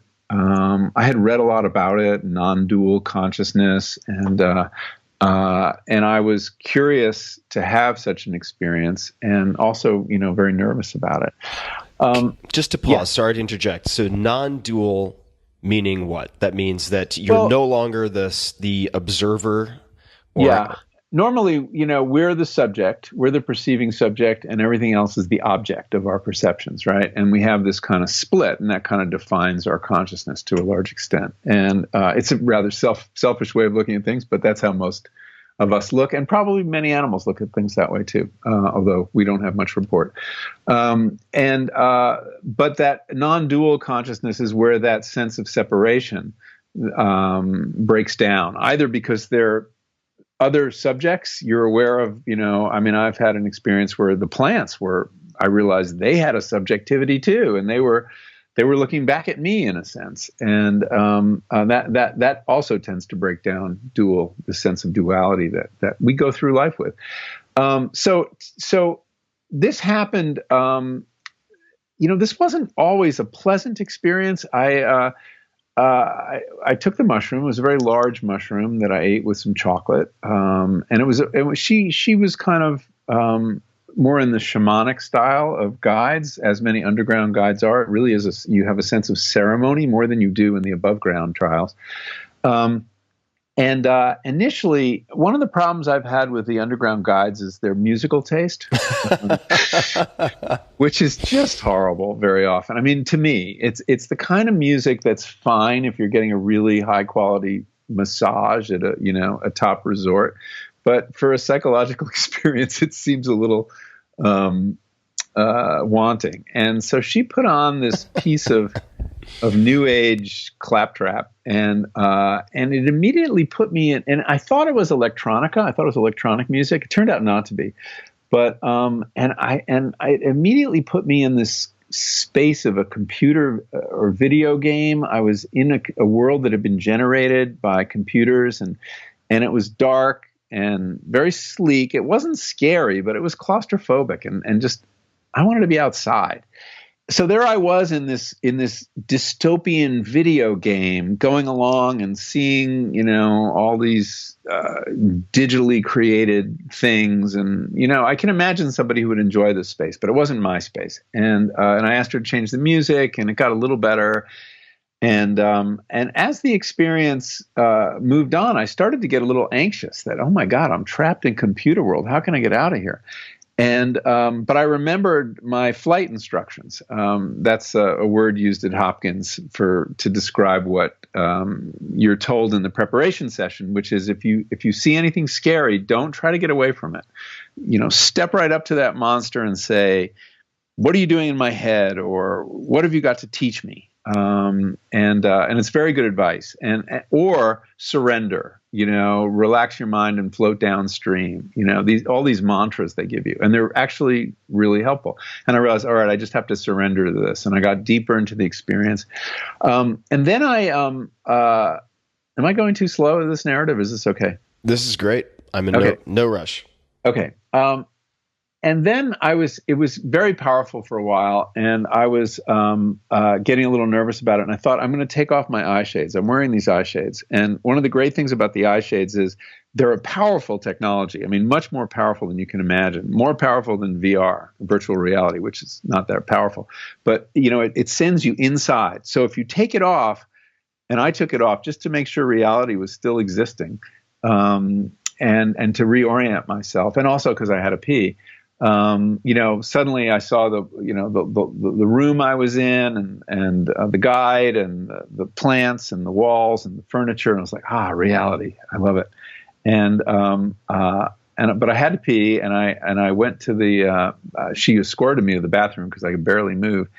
And when I came back, and I definitely didn't want to look in the mirror. I was really nervous of what I would see, and I didn't want to look at her either. And I was just like, I peed. I produced this, described as this spectacular crop of diamonds, because everything had this beam of light that was, being addressed directly to me. And then I came back, and she said, "Did I want a booster dose?" And I said yes. And I looked at her for the first time as she was kneeling next to me, and she holds out her hands, another mushroom, and she has transformed. She's normally blonde, and her hair had turned black, and she was this old Mexican Indian, and she had morphed into Maria Sabina, this legendary figure in psychedelic history, who gave Gordon Wasson, the first Westerner to ever try psilocybin, his ceremony in Oaxaca back in the 50s. And she had turned into this person, and her hands were leathery, and her face was stretched over her cheekbones. It was quite shocking, and I had to look away, and I didn't want to tell her what had happened to her.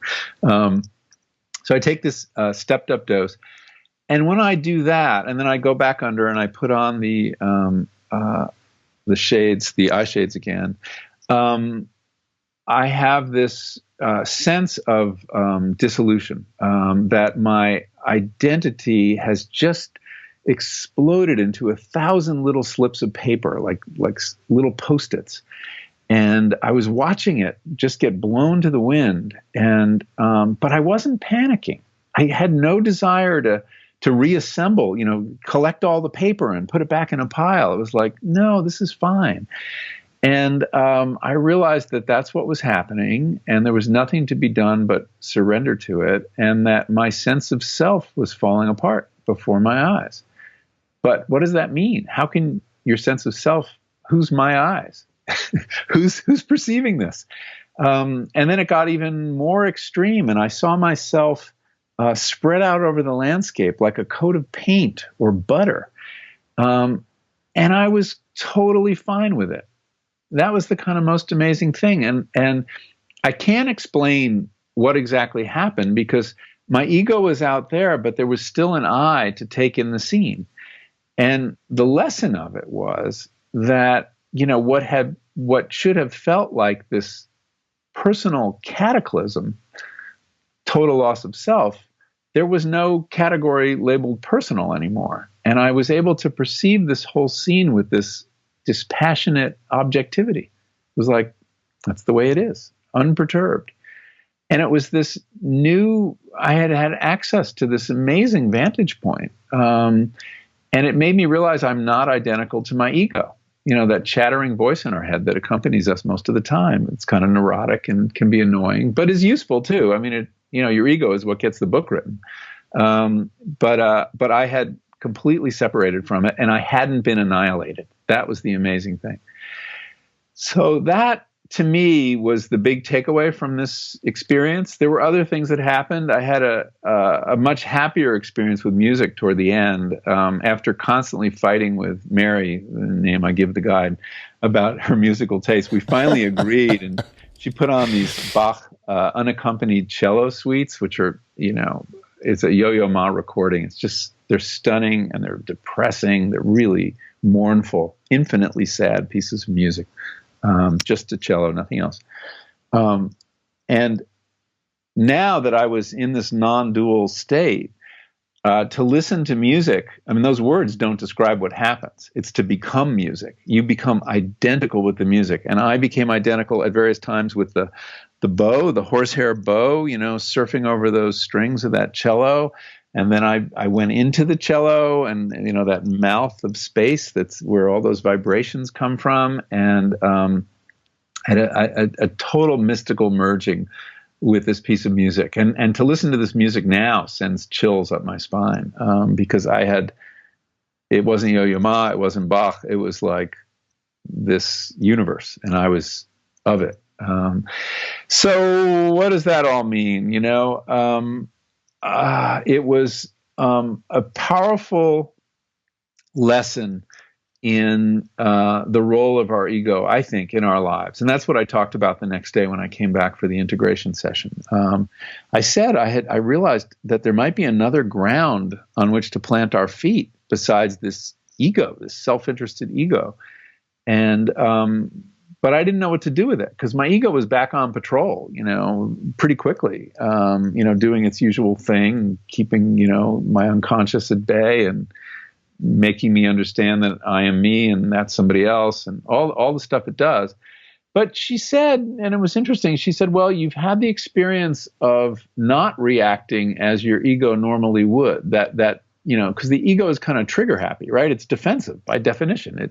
It marshals all your defenses and you're supposedly in your interest. And sometimes it is in your interest. But that I'd had a taste of what it was like to not be the victim of those trigger reactions. And she said, that's something you can cultivate. And I've been cultivating it ever since. So that was, for me, that was big news. That was a big insight for me. And I think about that a lot. And I think it has, to some extent, changed my relationship to my ego. I know when he's up to his old tricks sometimes, and I can spot it, and sometimes I can put him in his place, and that's useful. Now, 30 years of psychoanalysis, you could probably get to the same place. You do a lot of work on your ego, but this I did in 4 hours or 5 hours. So that was I now look back on that as a very positive experience that taught me something important, that also gave me, it was a spiritual experience, and I'm not someone who's had a lot of them. But that merging with the music was as powerful a spiritual experience as I've had. And it also gave me a little insight into what is spiritual experience. That term has always kind of mystified me. And I think it's no different. I mean, I hate to put it in these psychodynamic terms, and I don't mean to demean anyone's more mystical understanding of it. But to me, it's mystical or spiritual experience is what happens when your ego is put aside. A spiritual experience is about a sense of merging with something larger than you. And it's your ego that stands in the way. And to the extent that you can subdue it or just put it off to the side for a few hours, amazing things happen. And you realize that you are part of a larger entity and that the mind of Bach or Yo-Yo Ma is completely accessible to you. And that was a big deal too. So wild. It's hard for me to even respond to that because, as you noted, and I thought you did a very masterful job of describing these experiences in the book.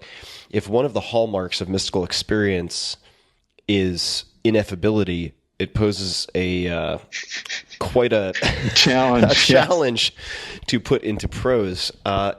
And I think that if we think about prose and words, also you mentioned the psychotherapy, and certainly there's absolutely a role to be played and a function for many of these other modalities.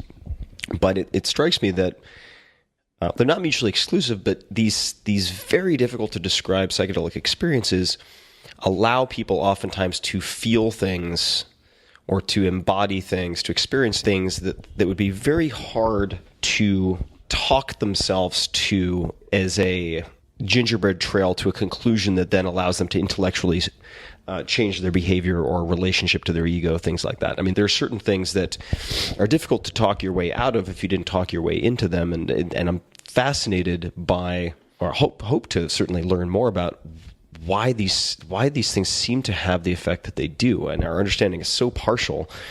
But looking at, say, you mentioned the treatment-resistant depression. There's a study at Hopkins also that I've been involved with for the last year and a half. And for instance, there's if anyone's interested in throwing their hat in the ring, there's an unfunded study at this point at Hopkins. They're considering looking at Alzheimer's and even the potential. Well, I think they would be looking mostly at its effects on depression and anxiety. But there are some people who have postulated that there may be a role in neurogenesis in the hippocampus, or an effect at least from psilocybin, which is really tantalizing, of course. I mean, selfishly speaking, I have Alzheimer's on both sides of my family, so I have an acute interest in that. But if we zoom out from these individual studies, have you thought about how these drugs, these classes, might intersect with broader societal opportunities or threats at all? I mean, and not to get too pie in the sky Pollyannish or anything like that. It's hard to avoid that. I mean, we have pathologies at the individual level, and we have pathologies at the civilizational level or the national level. And what's striking to me is that the two biggest challenges we face as a culture are the environmental crisis and tribalism. There are other words you could put on that, but let's use tribalism. Both of which are functions of ego consciousness, in that what we do to nature has a lot to do with the fact that we objectify nature and that we think of ourselves as the only subject and everything else is an object, therefore for our use.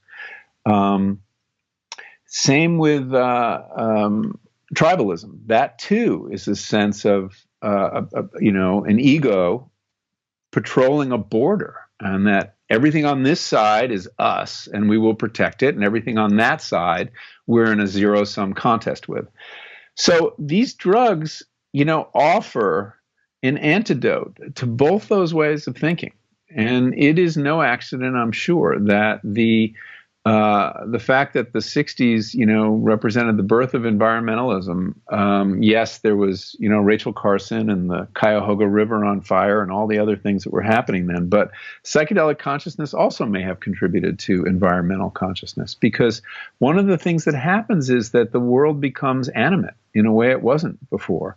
And that the plants and the animals and the fungi all have their points of view too. And you feel very connected in a way that makes it hard to be destructive. And same with people. I mean, you feel connected to all different kinds of people. So, I'm not suggesting we need to put these drugs in the water supply. There might be some individuals that we can all think of who would benefit enormously if they were willing to undergo this sort of therapy. But I think they're extremely relevant to the moment we're in and the problems we're struggling with. And perhaps it's no accident that this renaissance is coming about at the time it is. You mentioned the drinking water. Let's talk about it for a second. So I've observed, as I'm sure you have, people who are militant proselytizers of psychedelics who are prone to the same type of rhetoric that seemed to cause a lot of trouble in the earlier iteration of all this in the 60s, putting it in the drinking water, making it legal. You want to go to 7-Eleven and just get a LSD smoothie. Seems like a bad idea to me. Then you have people on the far other end of the spectrum, certainly in not too distant history, who would not even consider publishing a scientific study involving psychedelics, wouldn't even consider the scientific merit of a study. And we seem to be in a very, well, as you put it, a renaissance where research is finally being done to clarify the mechanisms of action and the potential, but also the risks of these drugs. And it's so exciting to me, having really spent so much time as you have looking at this. What are the ways that people can screw this up? Do you know what I mean? Because it's just, I really, really think we have an incredible opportunity to decipher how these plants and compounds that have in many cases certainly existed, but been consumed for millennia, and how they fit into a world that is bursting at the seams with not decreasing but increasing prevalence of certain types of mental health problems and other issues. It's such an opportunity that I don't want to see wasted. How can people screw it up? And what would you, is there anything you would ask of people? Certainly I would say to people, don't find some shaman on like Casual Encounters on Craigslist, and mail order God knows what from the dark web and just decide to do it with your friends on a weekend. A terrible idea, among other things. Yeah. And going down to Peru and with the first, shaman you meet. I mean, there have been horrible stories coming out of Peru with, sexual assault of women. And there was a murder the other day involving a healer in Peru. So I think carelessness is the great threat. And I think carelessness is part of what doomed psychedelics in the 60s, or temporarily doomed them in the 60s. One of the great lessons, if you study history, is that until our own time, when psychedelics came along and we didn't have any sort of conventions or rules to govern their use, and many people did get into trouble, and the psychedelics themselves, catalyzed a kind of backlash. But you go in history and you see that these powerful substances were only used in a very controlled, considered way, and that you didn't have individuals taking them on their own. There was always a circle. There were always elders. There was the shaman. There was the person who had lots of experience of the territory, administering it to people. It was always organized in a ritual. There was a ceremony. All these cultural forms. I'm not saying those ones are right and we should simply adapt those or adopt those. They may not be right to Western culture. We may have to come up with our own rituals, our own ceremonies, our own rules of the road for these drugs. And I think that to some extent that was the failure of the 60s. Now, I don't want to paint it with a broad brush. There are many people who had wonderful experiences with psychedelics in the 60s who had important insights and created great art as a result of their experiences. But for the culture as a whole, it led to this backlash and a fair amount of suffering, and also the loss of 30 years of good research that we could have been doing. And I think that had to do with the fact that we did not have a proper cultural container. So the question we now face is, what is that container? One of them is the medical system. That's the path that they are on at NYU and Hopkins. I don't think that's the only path. I agree strongly with Bob Jesse, who's one of the motive forces behind the revival of research, who says, yes, there are people who are suffering and we have to help them, but these drugs are also good for what he calls the betterment of well people, people like myself, people like yourself, and that it would be a shame if their use was restricted only toward people with DSM diagnoses of one kind or another. So what's the proper vessel for them? Is it a religious vessel? Well, that's not comfortable with everybody. We need to figure this out. The Greeks apparently used a psychedelic, and the mysteries of Eleusis, or the Eleusinian mysteries as they're called, was an annual rite where everyone who wanted to in the culture, well, not the slaves, but not just the elite, used something called the kykeon, which was a psychedelic apparently. And they had visions, and they went to the afterworld or the underworld, and it was a very powerful annual rite. You were not allowed to use the kykeon any other time. In fact, somebody once did. They got a hold of some and they had a party, and they were severely punished for doing this because they understood that this had to be taken in the best interest of the whole society in a way that was carefully regulated. And so I think that's where we find ourselves. I think that is figuring out a way to use these drugs to make them accessible to more people, but to contain their risks and to house them in a cultural form that's appropriate to them and appropriate to us. That, I think, is how you prevent the kind of carelessness that led to trouble. I think Leary's sin, if he had one, was giving up on the idea of a guide.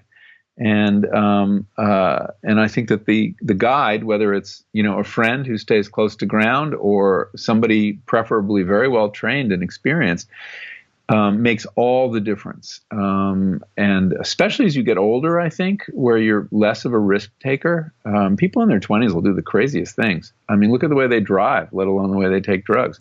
But as you get older, working with a guide is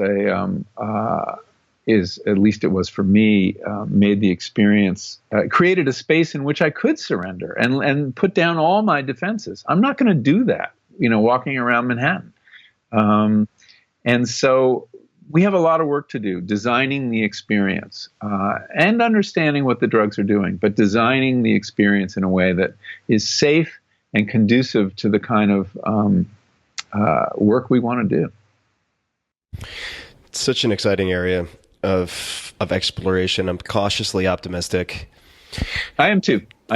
Cautiously optimistic. And you and I have both interviewed people and heard these stories of transformation, not just anecdotal, but also in very controlled scientific environments. And you also hear stories, as I'm sure you have. I heard a story recently when I was talking about the phase 3 trials with someone, and their nephew, who is, I want to say 18 or 19, probably getting the age wrong, doesn't really matter for the purposes of illustrating, but he has suffered from severe OCD for many years, which has been debilitating. Smart kid, did a ton of research, went on to PubMed, ultimately determined that for him, he thought psilocybin might be a tool to help mitigate his OCD, and it worked. Mm-hmm. Mm-hmm. But due to the legal classification, he was caught with mushrooms and expelled from school. And it's just so tragic in a case like that these tools are not available to those who could benefit. And I really hope that people will, at the very least, consider the importance of scientifically exploring these things. And there's so many different angles of examination, but that's certainly one. At the very least, I mean, supporting those who are attempting to understand how these things do what they do.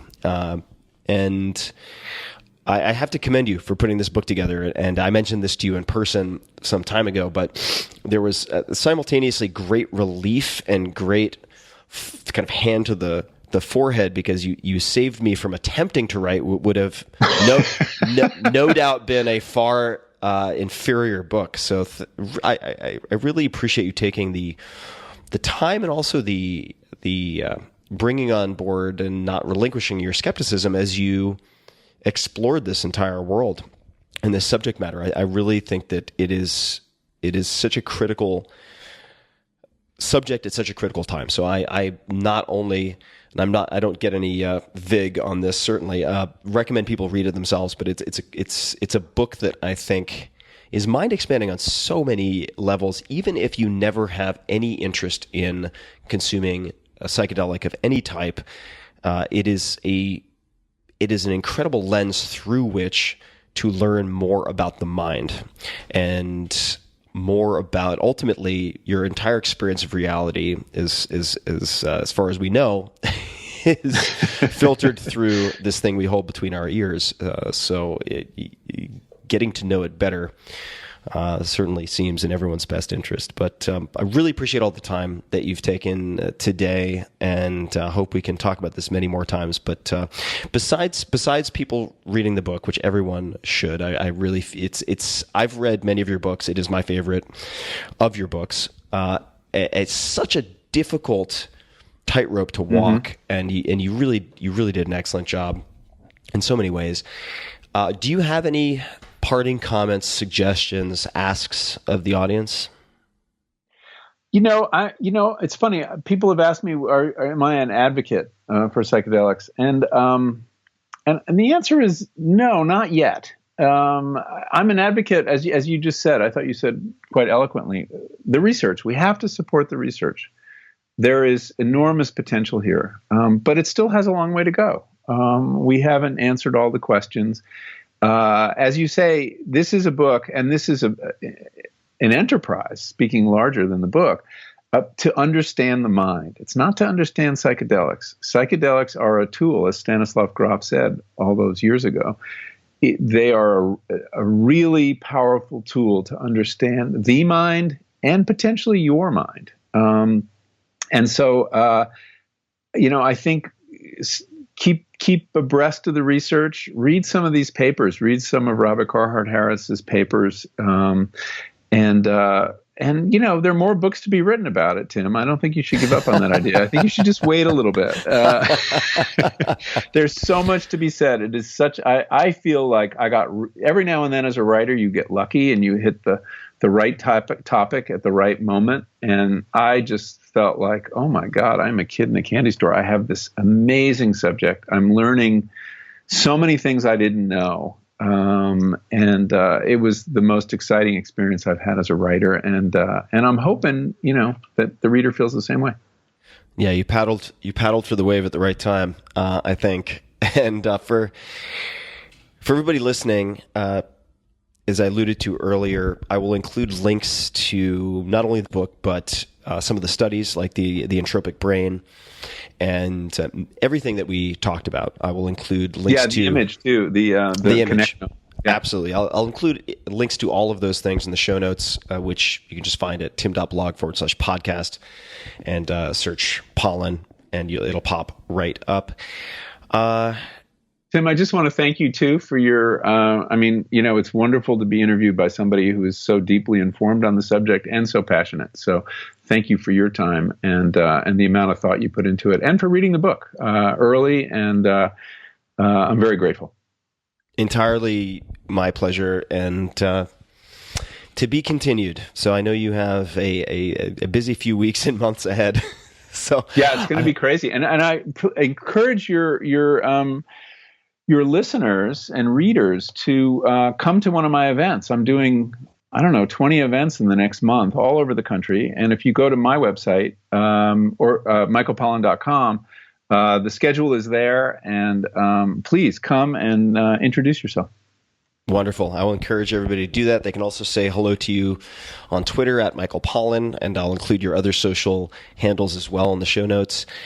I will let you get back to your day, good sir. But wonderful to share this time with you. And thank you again for writing the book. I really think it's an impressive resource and story. So thank you for that. Thank you, Tim. And thanks for shining a light on it. I really appreciate it.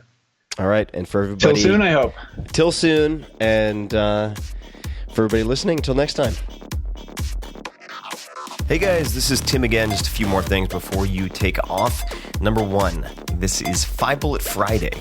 Do you want to get a short email from me? Would you enjoy getting a short email from me every Friday that provides a little morsel of fun before the weekend? And 5 Bullet Friday is a very short email where I share the coolest things I've found or that I've been pondering over the week. That could include favorite new albums that I've discovered. It could include gizmos and gadgets and all sorts of weird shit that I've somehow dug up in the world of the esoteric as I do. It could include favorite articles that I've read and that I've shared with my close friends, for instance. And it's very short. It's just a little tiny bite of goodness before you head off for the weekend. So if you want to receive that, check it out. Just go to 4hourworkweek.com. That's 4hourworkweek.com, all spelled out, and just drop in your email and you will get the very next one. And if you sign up, I hope you enjoy it. This episode is brought to you by Helix Sleep. Last year, I committed to making sleep a top priority, trying to fix onset insomnia or continuing to fix that. Depth of sleep, quality of sleep. I tracked a lot, I tested a lot, and I revisited really everything from the daily routine to the surfaces I slept on, playing with the chili pad, whatever. And when I moved to Austin, I got all new beds, including mattresses from Helix. Working with the world's leading sleep experts, or at least some of them, Helix Sleep developed mattresses personalized to your preferences and sleep style to make sure that you can have the best sleep possible without costing thousands upon thousands of dollars. Helix Sleep has recently added a new layer to customize sleep with the Helix Pillow.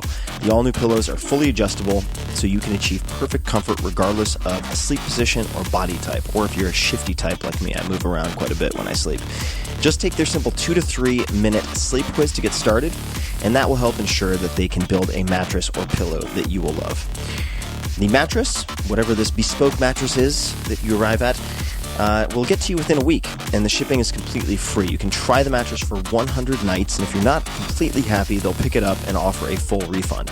I tested that refund policy because I test all of these sponsors and kick the tires a lot. We tested it, and they came through on making sure that we got ultimately the right mattress for my body type. To personalize your sleep experience, visit helixsleep.com/Tim, and you'll receive up to $125 off your mattress order. That's Helix Sleep, HELIX sleep.com/Tim for up to $125 off your order.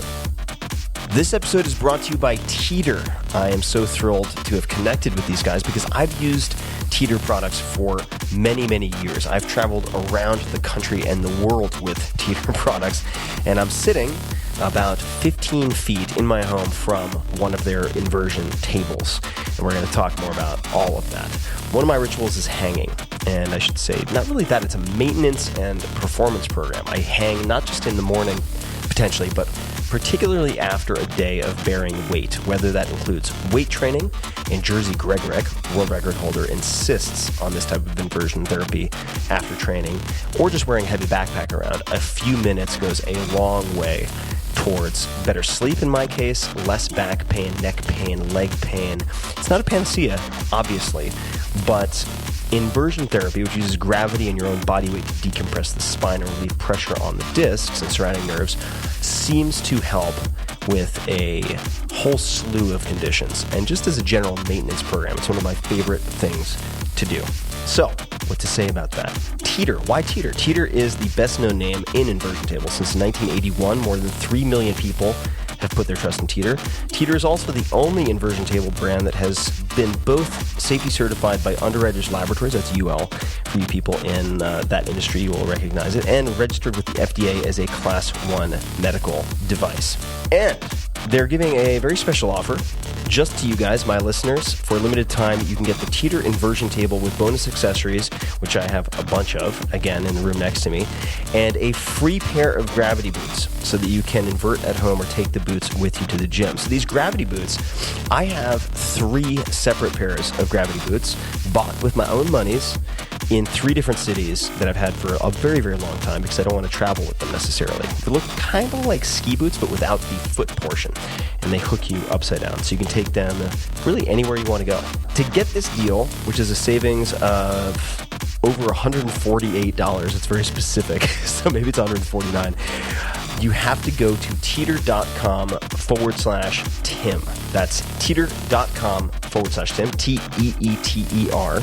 You also get free shipping, a 60-day money-back guarantee, and free returns, so why not try it out? Remember, you can only get the Teeter inversion table with bonus accessories and a free pair of gravity boots by going to teeter.com/Tim. So if you're thinking to yourself, what the hell is this thing he's talking about? I can't even envision it in my head. Well, take a look at the photos. Go to teeter.com/Tim.